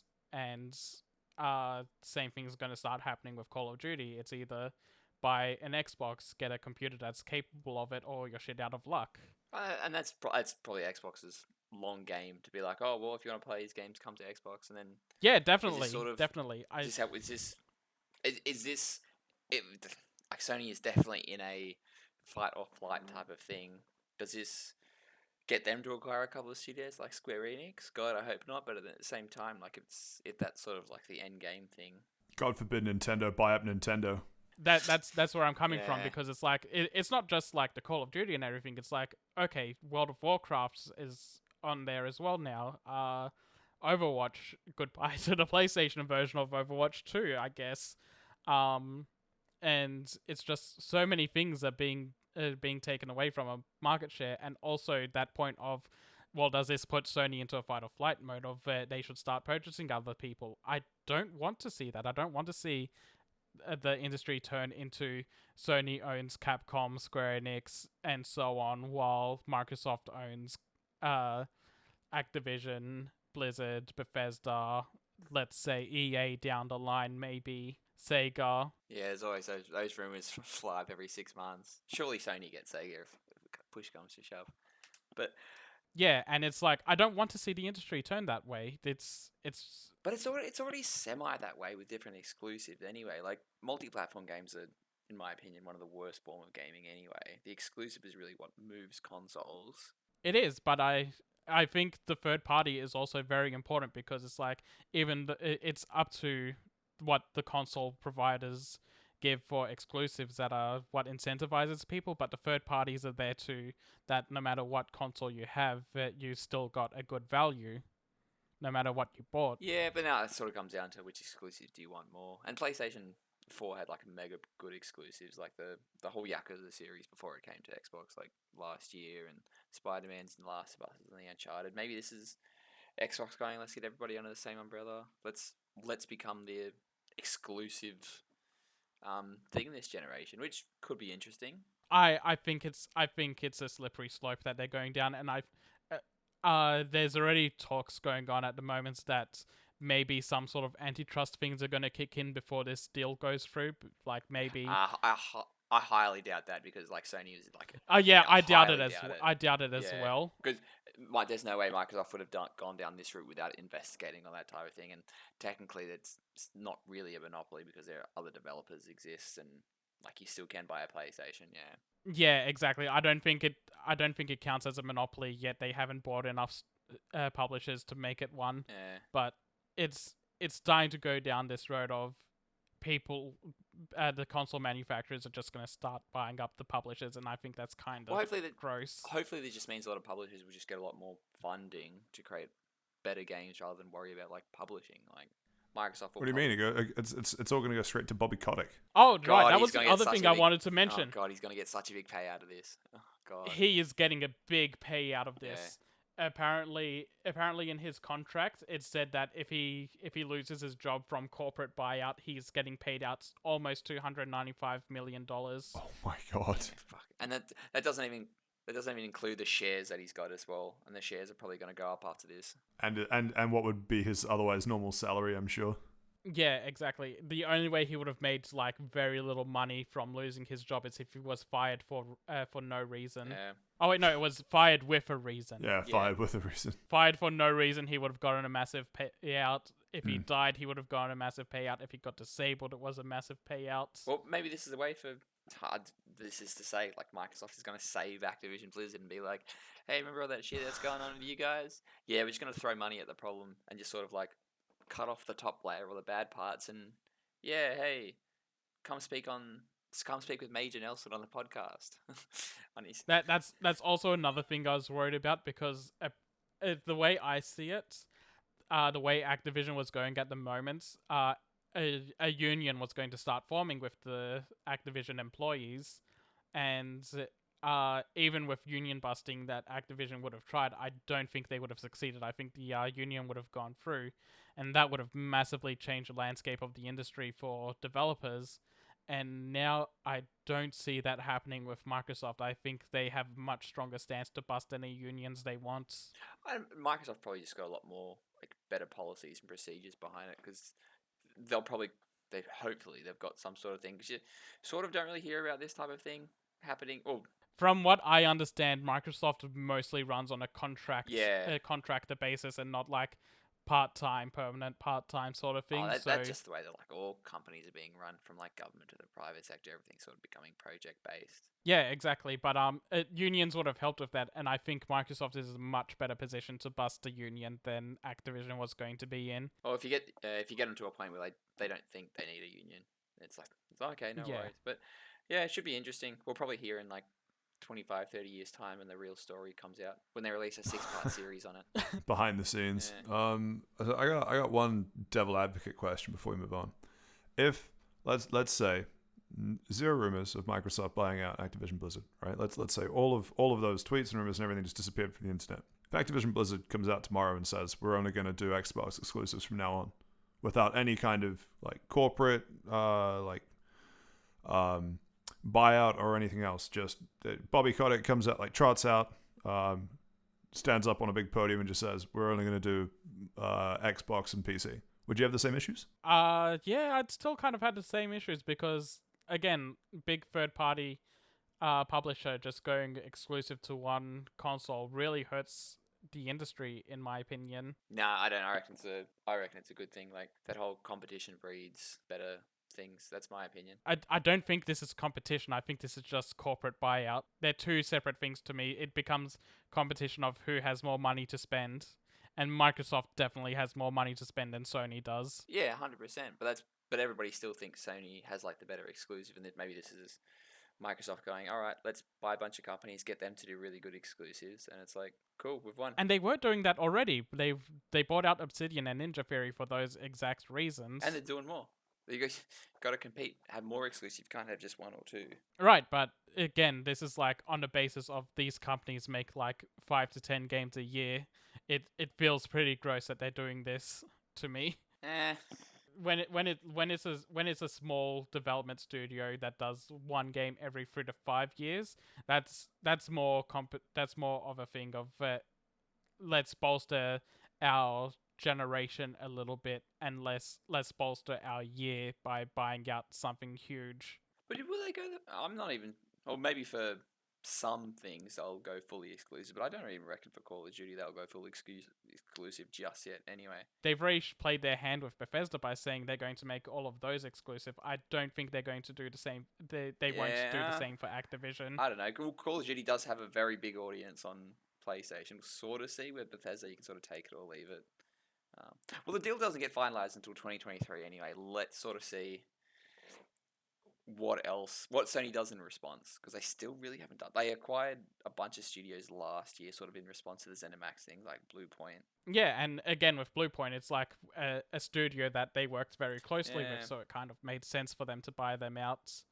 Like I'm taking the stance of a studio. I'm fine with. Like even with Microsoft, I've been okay with certain buyouts that I've mentioned already. It's just these big ones that are really frustrating. Yep, fair enough. I don't really have too much more to add. Any last thoughts from you, Steve? Nah, I think it's a good thing. We'll see. Time will tell. Time makes fools of us all. We'll see how we go.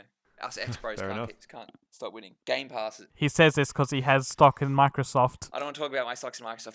They've been going down since like December last year. So it's insider trading at this point. Yeah. Yeah, check it tomorrow and get back to us.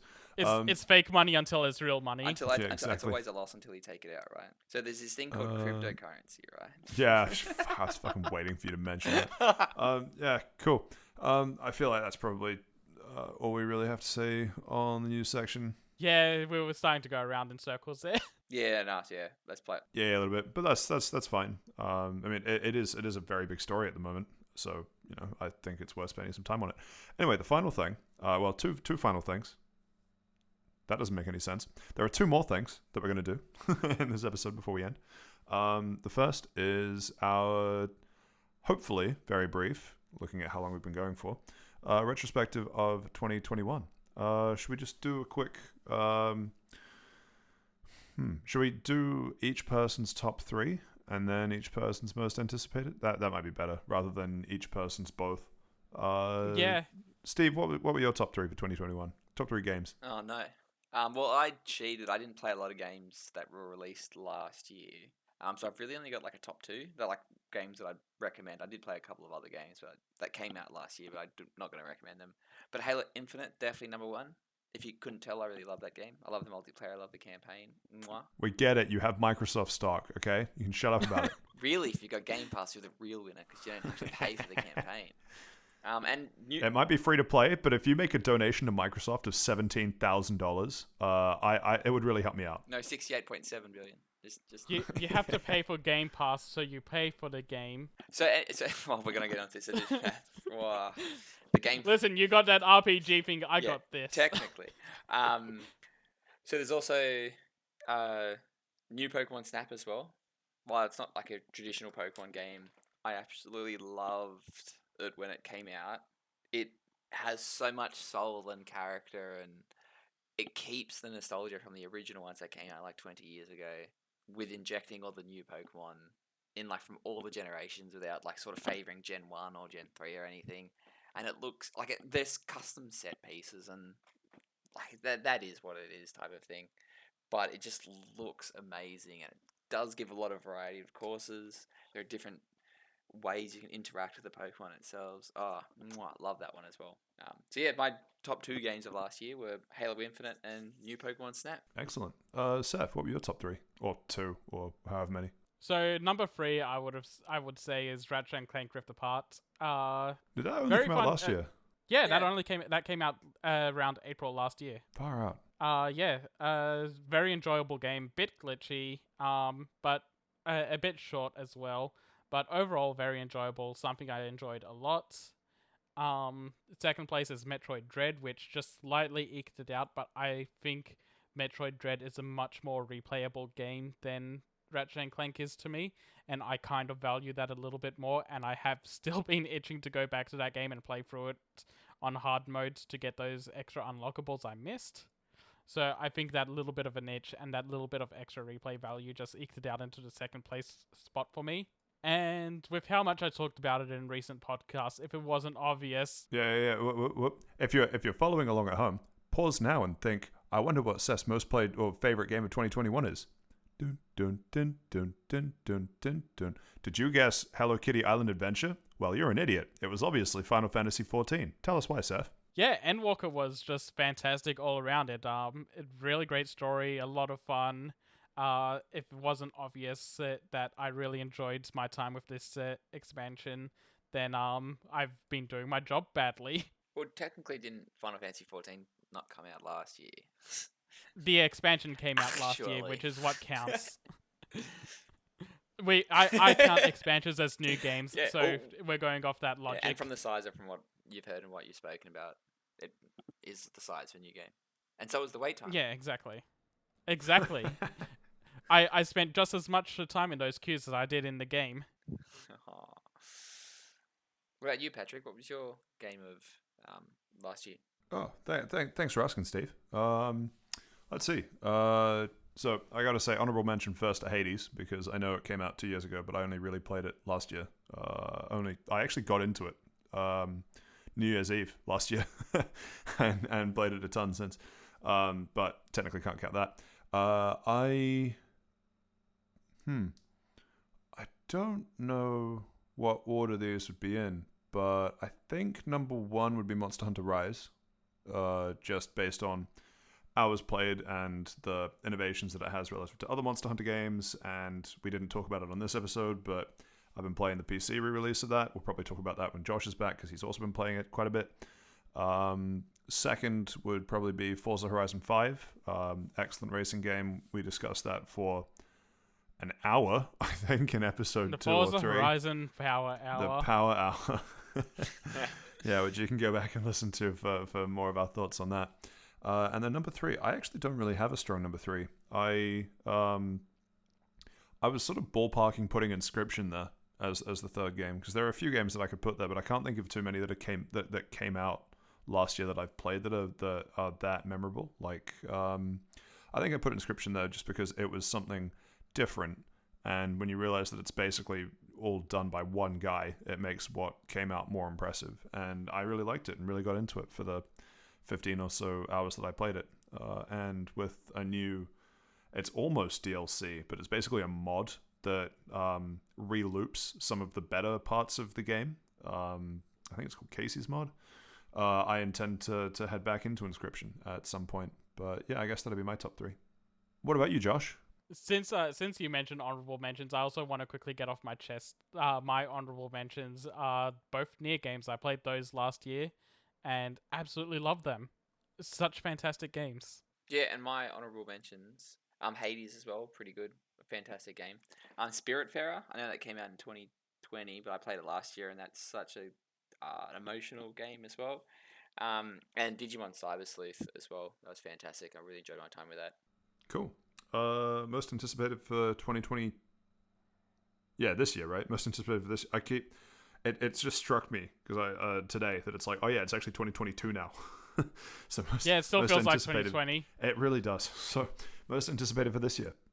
Oh, far out. Most anticipated for this year. Shall we reverse the order? Yeah, let's go Patrick first. I knew you'd get him. Fair enough. I actually was not prepared for that. I was thinking just have you two swap. Okay.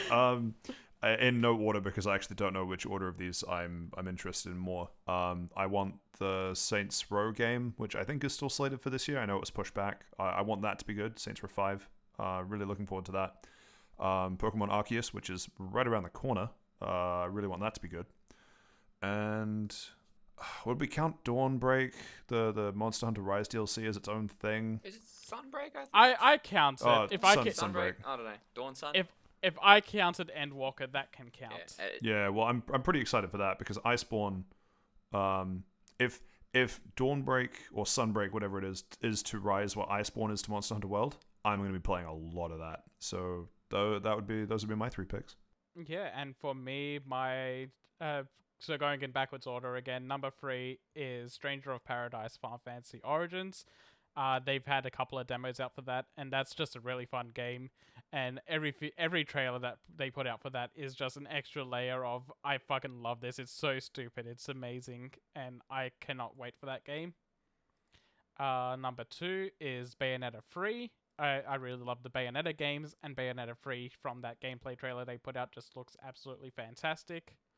And number 1 is, if it doesn't get pushed into 2023, then Final Fantasy 16. And mine. I'm surprised that I'm surprised Elden Ring isn't on that list. Oh yeah, it isn't. I was thinking about it. But those 3 eke it out just a little bit. Fair enough. Interesting. Yeah, I definitely thought Elden Ring would have been there. Yeah. Anyway, Steve, what about you? Yeah, so in my reverse order, so number 3, Digimon Survive. It's sort of like a Fire Emblem sort of take on the Digimon series. It's been delayed like last 2 years, so hopefully it comes out this year. Can't wait for it. Bomb Rush Cyberpunk, so- Bomb Rush Cyberpunk, the spiritual successor to Jet Set Radio series. That should be fantastic. They've got Hideki Nauma, the original composer, joining it, so it does have a lot of soul, and I cannot wait to get into that. And number one, and speaking in exclusive, Starfield, the newest thing to come from Bethesda. I'm looking forward to it. Yeah, and I'll leave it at that. I haven't really seen a lot of the gameplay stuff because I sort of want to be surprised by it. But yeah, I'm still looking forward to it though. Hopefully it comes out in the first half of 2022 and not on like Christmas or something. Fair enough. And the final thing for probably we'll put a little note in here. Obviously Josh isn't with us for this episode. We will be sure to grab his thoughts and lists on these when he is back. But the final thing for this episode is our beloved audience question. We have a question from a huge fan. They write, what is the most impressive gaming achievement you've personally completed? And what is the most impressive gaming achievement completed by anyone? And an example listed is the Happy Hob? I don't. Am I reading that right? Oh, The hitless back-to-back run of Dark Souls 1, 2, and 3, which, side note, holy shit. yeah, that's fucked. That's very impressive. And the fan signs off, Amanda Hug and Kiss. Big fan. I am grateful for Amanda Hug and Kiss to write in like that. If you would like to send in your own audience question, you can write into our mailbag at fasttravellounge@gmail.com. Basically anywhere. Fast Travel Lounge will probably end up seeing it. Try to make it try to open with the question before you load the rest of it with the hateful comments. Just makes it more fun Or the to love and read. praise. Yeah. We need that sometimes. To keep us going. I don't really know. Should we start with most impressive gaming achievement you guys personally completed? I don't know who wants to start if someone has an achievement that they can think of off the top of their head. I don't know. Yeah. I don't really, but the most frustrating thing I ever completed was getting the platinum on Bayonetta on PS3. If anyone knows anything about Bayonetta on PS3, that is the worst way to play that game. Why? Is it just shit or? So the 360 version, I think, runs at like the proper 60 frames per second that the game's supposed to run at. The PS3 version dips anywhere from 30 to 15 and maybe lower. Unlucky. And the load times are absolutely horrid. So in a game where you've got to constantly restart and deal with the loading times, it is not a fun experience to platinum that game. But I did it. Yeah, I don't know what mine would be. Last year I went and 100%ed Final Fantasy 13, and that's not like hard. It's just fucking grindy, and I got fucked over by the RNG for a bit. I feel like a lot of the things is like very grindy things that I would have done, and nothing like actually pretty impressive. Grinding's pretty. Like if you can make yourself do it. Like I've got the complete living Pokédex that I've got is pretty good. I did that as well. You guys have it as well. Up to the end of Gen 6. If you want to talk about grindy, I also got every platinum trophy for the Kingdom Hearts games. Okay, on no, PS3. holy fucking shit, bro, get help. That's fucked. I love those games. Isn't there like one of them like? I hope, Seth, for your sake, I hope you love those games, because if you don't, get help. Yeah, no, I love those games, so it's Isn't fine. there like one of them where like you have to beat it on the hardest difficulty without like changing your keyblade, and the first keyblade is like garbage? No, the way people handled that trophy is that they do an easy mode run to not change equipment because you get extra bonuses, and then they do the hardest difficulty where they're allowed to change their stuff. It's just not one thing, trophy. it's two things. Okay, never mind, then play on. Yeah. Fucking hell. The worst one was that Birth by Sleep takes 100 hours. Fucking. Whew. Oh, your classic Persona game. Well, man, holy fucking congratulations. Good stuff, man. Yeah, I couldn't fucking do anything like that. I think the Final Fantasy one took me like 70, but that was all RNG shit. And you have to sort of sit through Final Fantasy 13 story. But yeah, apart from that, the Living Pokédex, I don't think done. Yeah, nothing springs to mind. I collected all the masks in Majora's Mask. That sort of counts. I just opened up my Steam achievements page, and sorted by rarest, rarest in terms of percentage of players that have it. And my rarest achievement is apparently in the Jackbox Party Pack.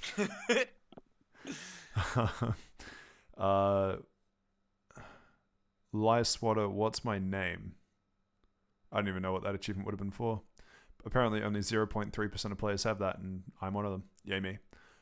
Second one, which I guess is actually more impressive, is the Ultimate Collector in Monster Hunter World, which should surprise no one. Yeah. 0.8% of players have that one. How'd you go with that? That would take a long time to do, I can imagine. Yeah, well, I don't know, because like it's sort of like the Kingdom Hearts, like it's not difficult to get Monster Hunter achievements. It's just a collection of RNG if you're trying to go for like crowns, and I don't know, grindy maybe of just like having to do a lot of small tasks to accomplish a larger goal, none of them being particularly hard. Like I don't know, like someone completing one of those really difficult Jump King or Getting Over It or whatever, like completing those games quickly would be an impressive achievement. And by comparison, just running around collecting stuff isn't that hard to do because the skill required is very low. It's a very low barrier to entry. You just have to do a lot to get there. I mean, in Rise, up until Sunbreak comes out on the Switch, I've collected every piece of high rank armor. Why? I don't know. But I have. On the Switch, and you had the time to do it. Yeah. Exactly. And I have the living Pokedex. Yeah, and I have the living Pokedex. Like a lot of, I don't know. There's not a lot of stuff that I can think of that's impressive. I guess gaming leaderboard wise, at one stage, I was in the top 20 of Burnout Paradise players back on PlayStation 3. Oh, shit, But that's kind of difficult to say because I don't know what that was based on. like the leaderboard had me in the top 20 briefly when I was doing ranked races and stuff, but I don't know if that's, for like, the month or that kind of thing. I don't know. I don't think it was like an all-time leaderboard, I guess, but that at the time and even now that I think about it is impressive in my books. So that would probably be some combination of that and Monster Hunter would be mine. Yeah, I'm looking at I went into like the true achievements thing, so I could look at all my Xbox achievements list. I completely forgotten, but I've gotten all the Final Fantasy 15 and Fallout 4 achievements. I also did all of Final Fantasy 15 trophies, and that's a game I actually dislike. I love Final Fantasy 15. We're not having this discussion. Another time. For another time. Actually, throw Josh in the deep end when he's back with it. I think it was in 2009, maybe, or maybe 2011. I was in like the top 10 of the Naruto Ultimate Ninja Storm 3 ranked. Oh, yo. I'm not really sure how many people were also in there. At some points, I was in the top 50 for getting all the Crash Bandicoot 3 trophies the fastest. Oh, cool. That's cool. But I've dropped since then. Oh, you have to get back on it. Got all the achievements for Adventure Time Pirates of the Enchiridion. So I was for the second part of this question though, I was actually having a hard time thinking about that. But something happened at Games Done Quick recently that actually topped it for me, like made an answer for me. Someone defeated Sekiro Shadows Die Twice blindfolded in 2 hours. Oh yeah, I saw that. Wow. Yeah, no, that's fucked. Mitriz was the speedrunner. I don't know who that is, but holy shit, no, that's amazing. Far out. That is a run I need to watch at some point. Yeah, that is. But just hearing about it is like, wow, that's amazing. Yeah, well, I mean, that Small Ant completing Super Mario Odyssey blindfolded, pretty impressive. Yeah, I don't know. I guess anything that people are blindfolded for is pretty impressive in my book. Although a hitless back-to-back run of Dark Souls 1, 2, and 3, that's also very impressive. Yeah, that's 3 full games going no hits. That's kind of insane. Now do it blindfolded. Yeah, then we'll talk. Yeah, that's nuts. Yeah, I don't really seek out the impressive players. I seek out the entertaining players when I'm watching content. Yeah, good point. Sometimes if I see like a good speedrun doing something, I'll have a quick look and I'm like, oh, well, that's not, how'd you work that out? And I mean, like in isolation, there are things that are very impressive. Like beating BDSP in like Pokemon Blinding Diamond, Shining Pearl in like 20 something minutes Yeah. after all those exploits were found. That's pretty impressive in its own right. Or there was a speed running hack on Hitman, which came out a few months ago now, but I only saw it recently, for one of the levels. I forget which one, somewhere in Hitman 2, the Raceway. I really don't remember the name of the level. Anyway, you can complete it in 25 seconds if you stand on a muffin to get a tiny height boost and shoot through like a false wall in the background of like an environment to kill one target instantly, and then carefully line up and snipe the other target. And like, prior to that strat being discovered, the times were in the minutes, and then suddenly someone discovers this strat known as the muffin strat, and it takes 25 seconds. It's pretty impressive. But again, maybe not more impressive than doing something blindfolded. I don't know. Or wasn't there a thing where someone was playing Dark Souls with one of those Donkey Kong bongo drums? or the Guitar Yeah, I Hero remember controller. hearing about that. Yeah, something about playing Dark Souls creatively. That's always going to be up there. But I think that probably does it. We'll have to get Josh's thoughts on that as well later on when he's back. But that does bring us to the end of episode 8. Yes. It was 8, right? Yeah, good. Yes. That brings us to the end of episode 8. Thank you for listening. It's good to be back in 2022. Hopefully everyone had a good break. Hopefully we'll be back to a more regular schedule after outbreaks and things. And Got to keep my New Year's resolution. No Kit Kats. We'll be on too many breaks. I said. You Let shouldn't me have sighed. repeat. You should have let him go through it. Well, Acknowledging it only makes it worse. we're definitely back. Once you've heard it, it's already been acknowledged. You can't unlaugh at it. Anyway, thanks for listening, and we'll see you next time on the Fast Travel Lounge.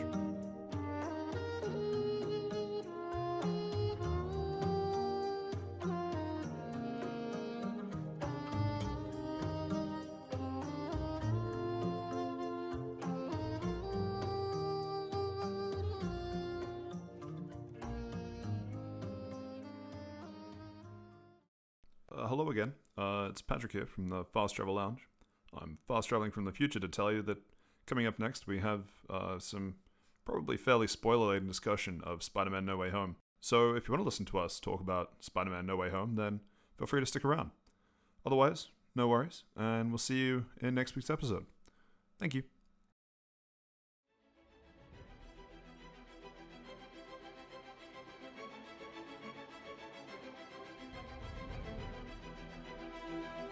Quick Spider-Man chat then. We all saw it. I assume we all really liked it. Yeah, I fucking. I fucking loved Were it. we- I'm so fucking Oh. glad I wasn't spoiled. Okay, actually, for the Australians, which is everyone that's not me, did you actually see it in theaters? Yes. Yeah, I saw it in theaters. I saw it before our numbers started rising like really horribly. Yeah, So I was like, the same. were they like, sorry, a better question.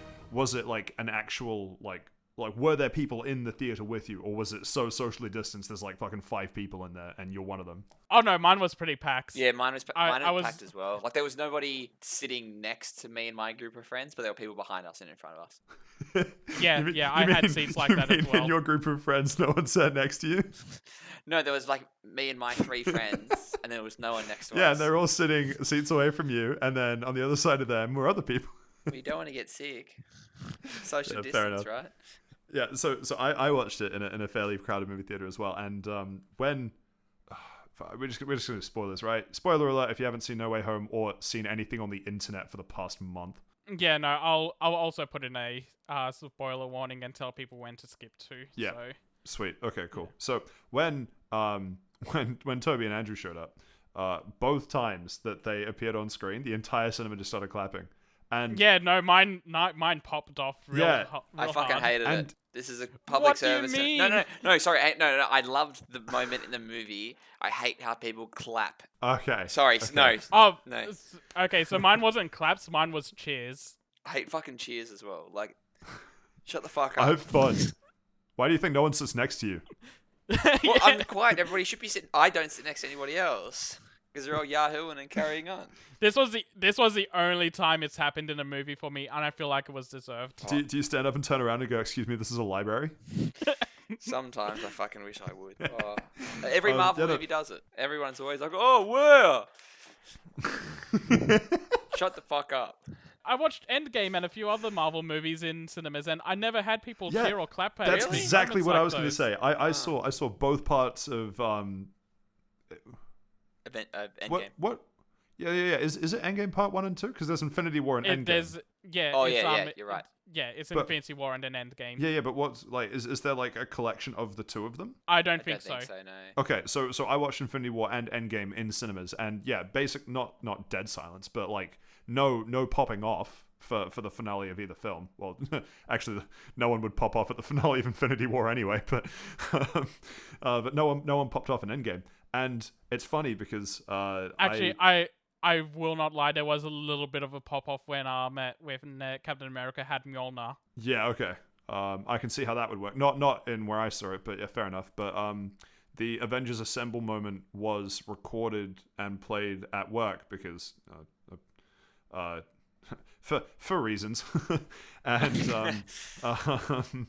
and and everyone was like, "Wow, it's really cool that people are still keen to watch these sorts of movies in cinemas."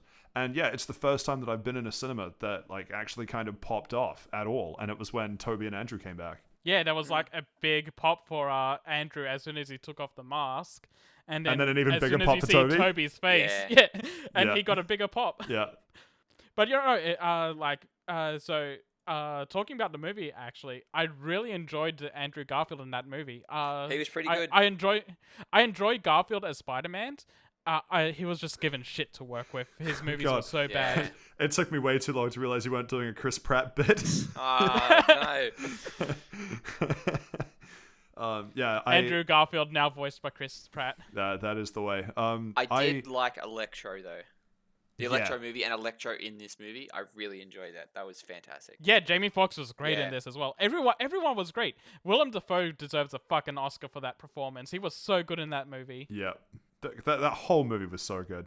Yeah, it was really good. The only the only complaint I'd probably have is that I wasn't a fan of Aunt May doing the whole "great power comes great responsibility" bit. You know that had to come though. Yeah, I think they legally have to do it. It just felt a bit forced.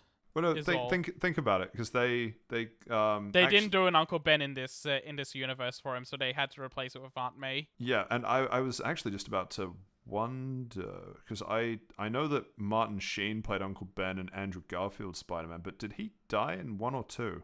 He died One. in one. It's like in the Oh. first 20 minutes.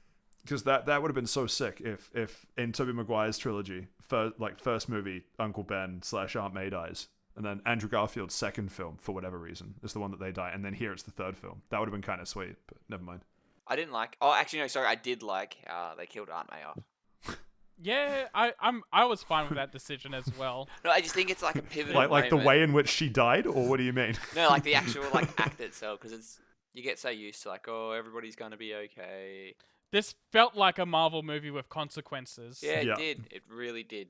And the whole Andrew Garfield finally saving Mary Jane. MJ. Or like Yeah. his was Gwen Stacy though. Yeah. But Yeah. like He saved everyone someone. But knows he saved got that the bit, yeah. save. Yeah, he got. I'm so glad it was him that got the save. Yeah. And his face and reaction to doing it was so perfect. Yeah. Yeah, it was fantastic. Apparently, from reading shitty tabloids online, that was the bit that he saw in the script, and he's like, I don't care what the rest of the script says, I'm doing it. Yeah, Which, yeah, I've heard that. Good on him.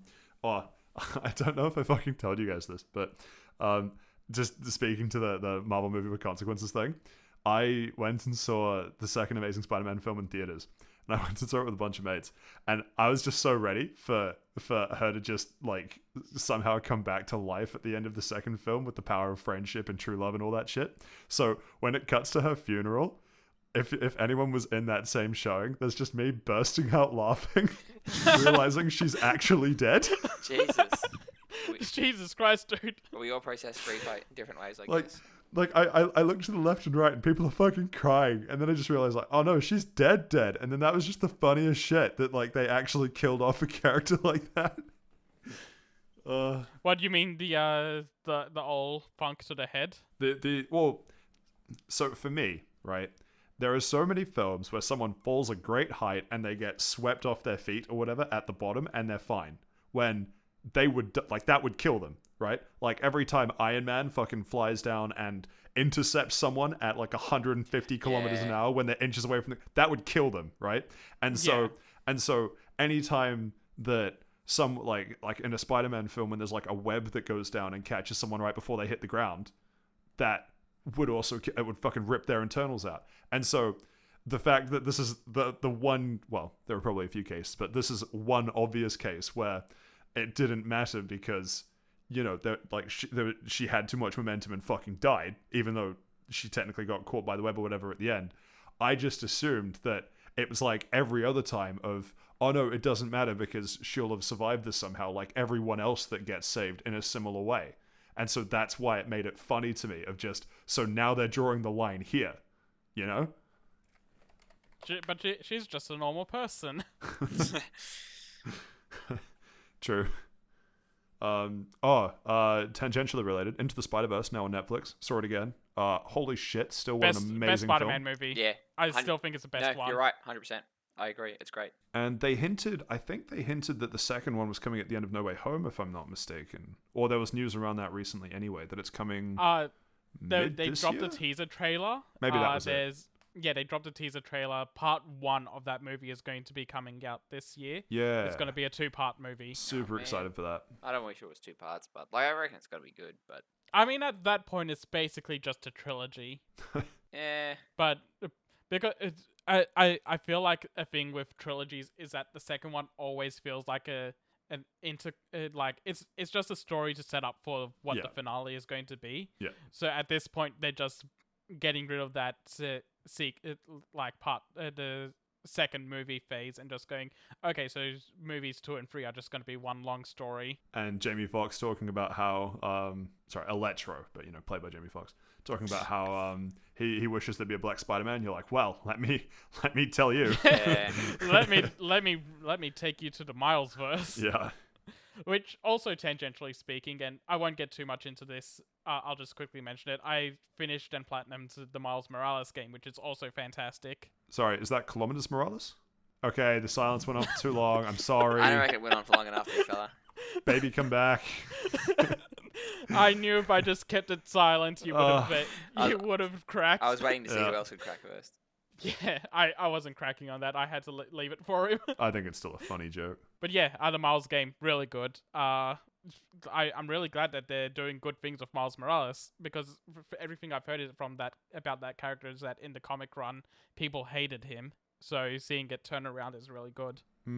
Yeah, because I think, well, in my opinion, a lot of the hate, partially deserved, is that it seems like a lot of the let's make it more inclusive is taking an existing character and then just making them inclusive rather than making new characters that are good enough to be inclusive on their own merits. Yeah, you just you're just reskinning people at that point. Like a little bit, and I think there are positives and negatives to both. We're not going to get into this. I'm just saying I feel like some of the hate is justified in that it's kind of a lazy approach to take, but hating for the sake of hating, not okay. But you know. Yeah, no. It also stemmed from what I read anyway, is that people thought that Miles was a poorly written character. Yeah, and that just sucks no matter what the character is. Yeah, and he was kind of forced into being in that role of being Spider-Man, and then like just the way he was written was really sloppily. Yeah. So, and also as like I'm not 100% certain, but I'm like the one person of color on this podcast. Yeah, I also agree with that take of just to make a new character. Don't change someone else to be a person of color. It's better when you make a new original character to be inclusive. All I'm going to say, white's also a color. Isn't technically it a shade? Actually. Yeah, actually. But yeah, fair enough though. Yeah, is there anything else we wanted to touch on for Spider-Man? Because we basically just touched on, hey, these actors are great and these moments made people pop off. But is there like anything specific anyone wants to talk about? All are true. I don't know. I keep seeing the Squirtle Hello Peter meme, which funny every time I look at it. It is very funny. Yeah. I Actually, will. speaking to that, I love that Doc Ock had like a redemption arc. I think that was really cool Oh yeah, I like that as Yeah. well. Yeah, he fixed him. That was the idea. No, I love. That was really good. because I Yeah, was really on board with Spider-Man 2 because it was like, yeah, I'm actually kind of on board with someone trying to, make the world a better place. And it's like, oh shit, he went crazy and, Suit started controlling him, blah, blah, blah, blah, blah. It's really cool that, it's like the Wreck-It Ralph, like, I may be bad guy, but I am not bad guy. Yeah. I will say I was a little disappointed with Tom Hardy's appearance in the movie just being to leave a drop of the symbiote behind in this universe, because did either of you guys watch Venom 2 or plan on watching it? I'll watch it eventually. It's on the list. Yeah, but I'm in a not rush. really. I mean, yeah, Okay. Venom was a good watch. I don't really care about spoilers because I'm gonna watch it regardless. Yeah, so like this is like the most minor of minor spoilers since you guys know this already, but the end of that movie has him teleport to this universe. And that movie came out before this, so it's supposed to feel like a setup for whatever involvement he's going to have. Because they were And then gonna, he just shows up in a post-credit scene in this. And Yeah, the one from that's all it is. Yeah, the one from Spider-Man 3 shows up and like they leave a bit of Venom, or the symbiote. No, it was the Venom from the Venom movies, Tom Hardy. It wasn't Was it? Topher Grace. Yeah, no. Oh shit. It was a new Venom. So like at the end of Let There Be Carnage, in the post-credits for that, he teleports to this universe. Well, because there was some rendition of No Way Home that was going to have Venom in the final fight, wasn't it? I don't know if that was ever in the plans. Oh, okay. Someone told me that, completely unsubstantiated source, but yeah, someone mentioned that was part of one of the really early ideas for No Way Home. So obviously that wasn't what happened, but Yeah. I wonder if that was part of the setup, that was part of the plan initially at some stage. Maybe, but I also would have, if that was the case also, I would have liked to see Topher Grace and James Franco show up in the movie as well as their characters. Having James Franco have a redemption arc would have been good after Spider-Man 3, because he kind of like died off to sacrifice himself, and having him come back to be like, have a chance to stay alive after redeeming himself would have been good, because Yeah, although the thing Sorry, I dislike, yes, the thing I generally dislike about superhero movies before the Marvel movies happen is that they always had a tendency to kill off their villains.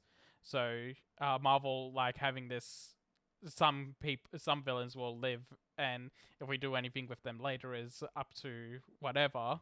But it's still an interesting idea to have them live. So having these characters redeemed in this movie and go to alternate timelines and universes where they'll get to live their lives as normal people that aren't superpowered anymore is an interesting idea to have. yeah, So- I was just going to mention that, not really related anymore actually, but James Franco, not exactly a hot commodity in Hollywood at the moment. So Yeah, no, not- I know, not I too know why surprising that they're James distanced. Franco isn't there, but Yeah. yeah, like my thing of like saying, oh hey, I would have liked James Franco is mostly for for the the Harry character. Osborn part, and Yeah. not the actor himself. I know he's kind of in a state at the moment. Yeah. Which, while on the subject though, the fact that they got Willem Dafoe to say, I'm something of a scientist myself, Oh and man, they I recreated groaned the three at that. Spider-Man I pointing. loved it. I liked it. See, that would have been a pop-off moment. If other people had started popping off, I would have joined in, but no one else popped off, so I just I sat quietly groaned and at ate that popcorn. so hard. I hate when media brings in memes like that. I loved it. I thought it was really good. I thought it was funny. Definite improvement to it's so self-aware. God, I love William Dafoe so much. Willem Dafoe was fantastic Yeah, in this he's really movie. Oh, it's so good. Like everything about him in this movie was fantastic. The fight scene he has with Tom Holland in the middle of the movie is so good. Yeah, that's really good. The way his psychotic smiles and the way he just power bombs him through the hole. Yeah, that's top right. stuff. Yeah, it's really good. Really liked it. Any other closing thoughts on No Way Home before we move on? really Yeah, really good. I'm contending on whether it's top 3 or top 5 for me, because I do like so for what it's worth, Into the Spider-Verse and Spider-Man 2 are 1 and 2. It's contending with Spider-Man 1 for me, because I really do enjoy that movie. Fair. And, I mean, it's technically a difficult comparison to make, right? Because if they didn't have Spider-Man, or if they didn't have one of the trilogies, then No Way Home would have been a worse film. Yeah, exactly. So, you know, Also, do you prefer the remix or the original kind of thing? Well, if you prefer the remix and the original didn't exist, you would never remix. So Exactly. Also, one more tangent. Just having the whole little bit of Tobey Maguire and Andrew Garfield having a back and forth about their backs hurting was really great. that and the do you have any idea on you? How do I know that you're Spider-Man? Also, freaking out over Toby not having any web shooters and it's just natural webbing. That is really Yeah, funny. that was That good. was really good. Maybe it just comes out of you. Like, where else does it come out of you from? I actually hate that an artist I follow ruins that joke for me like 5 hours before I saw the movie. Oh, that's rough. That's why I just didn't watch. I didn't go on social media for like the 4 days I was waiting for it. I was not being spoiled. My phone was in the ocean, waiting to be repaired. Waiting to be repaired, yep. All those phone updates you missed. Cool. I think that's probably a good place to leave the No Way Home discussion. Yeah. Go see it I'm if you fine. haven't. For the love of God. Please see it. It's actually fantastic. Yeah.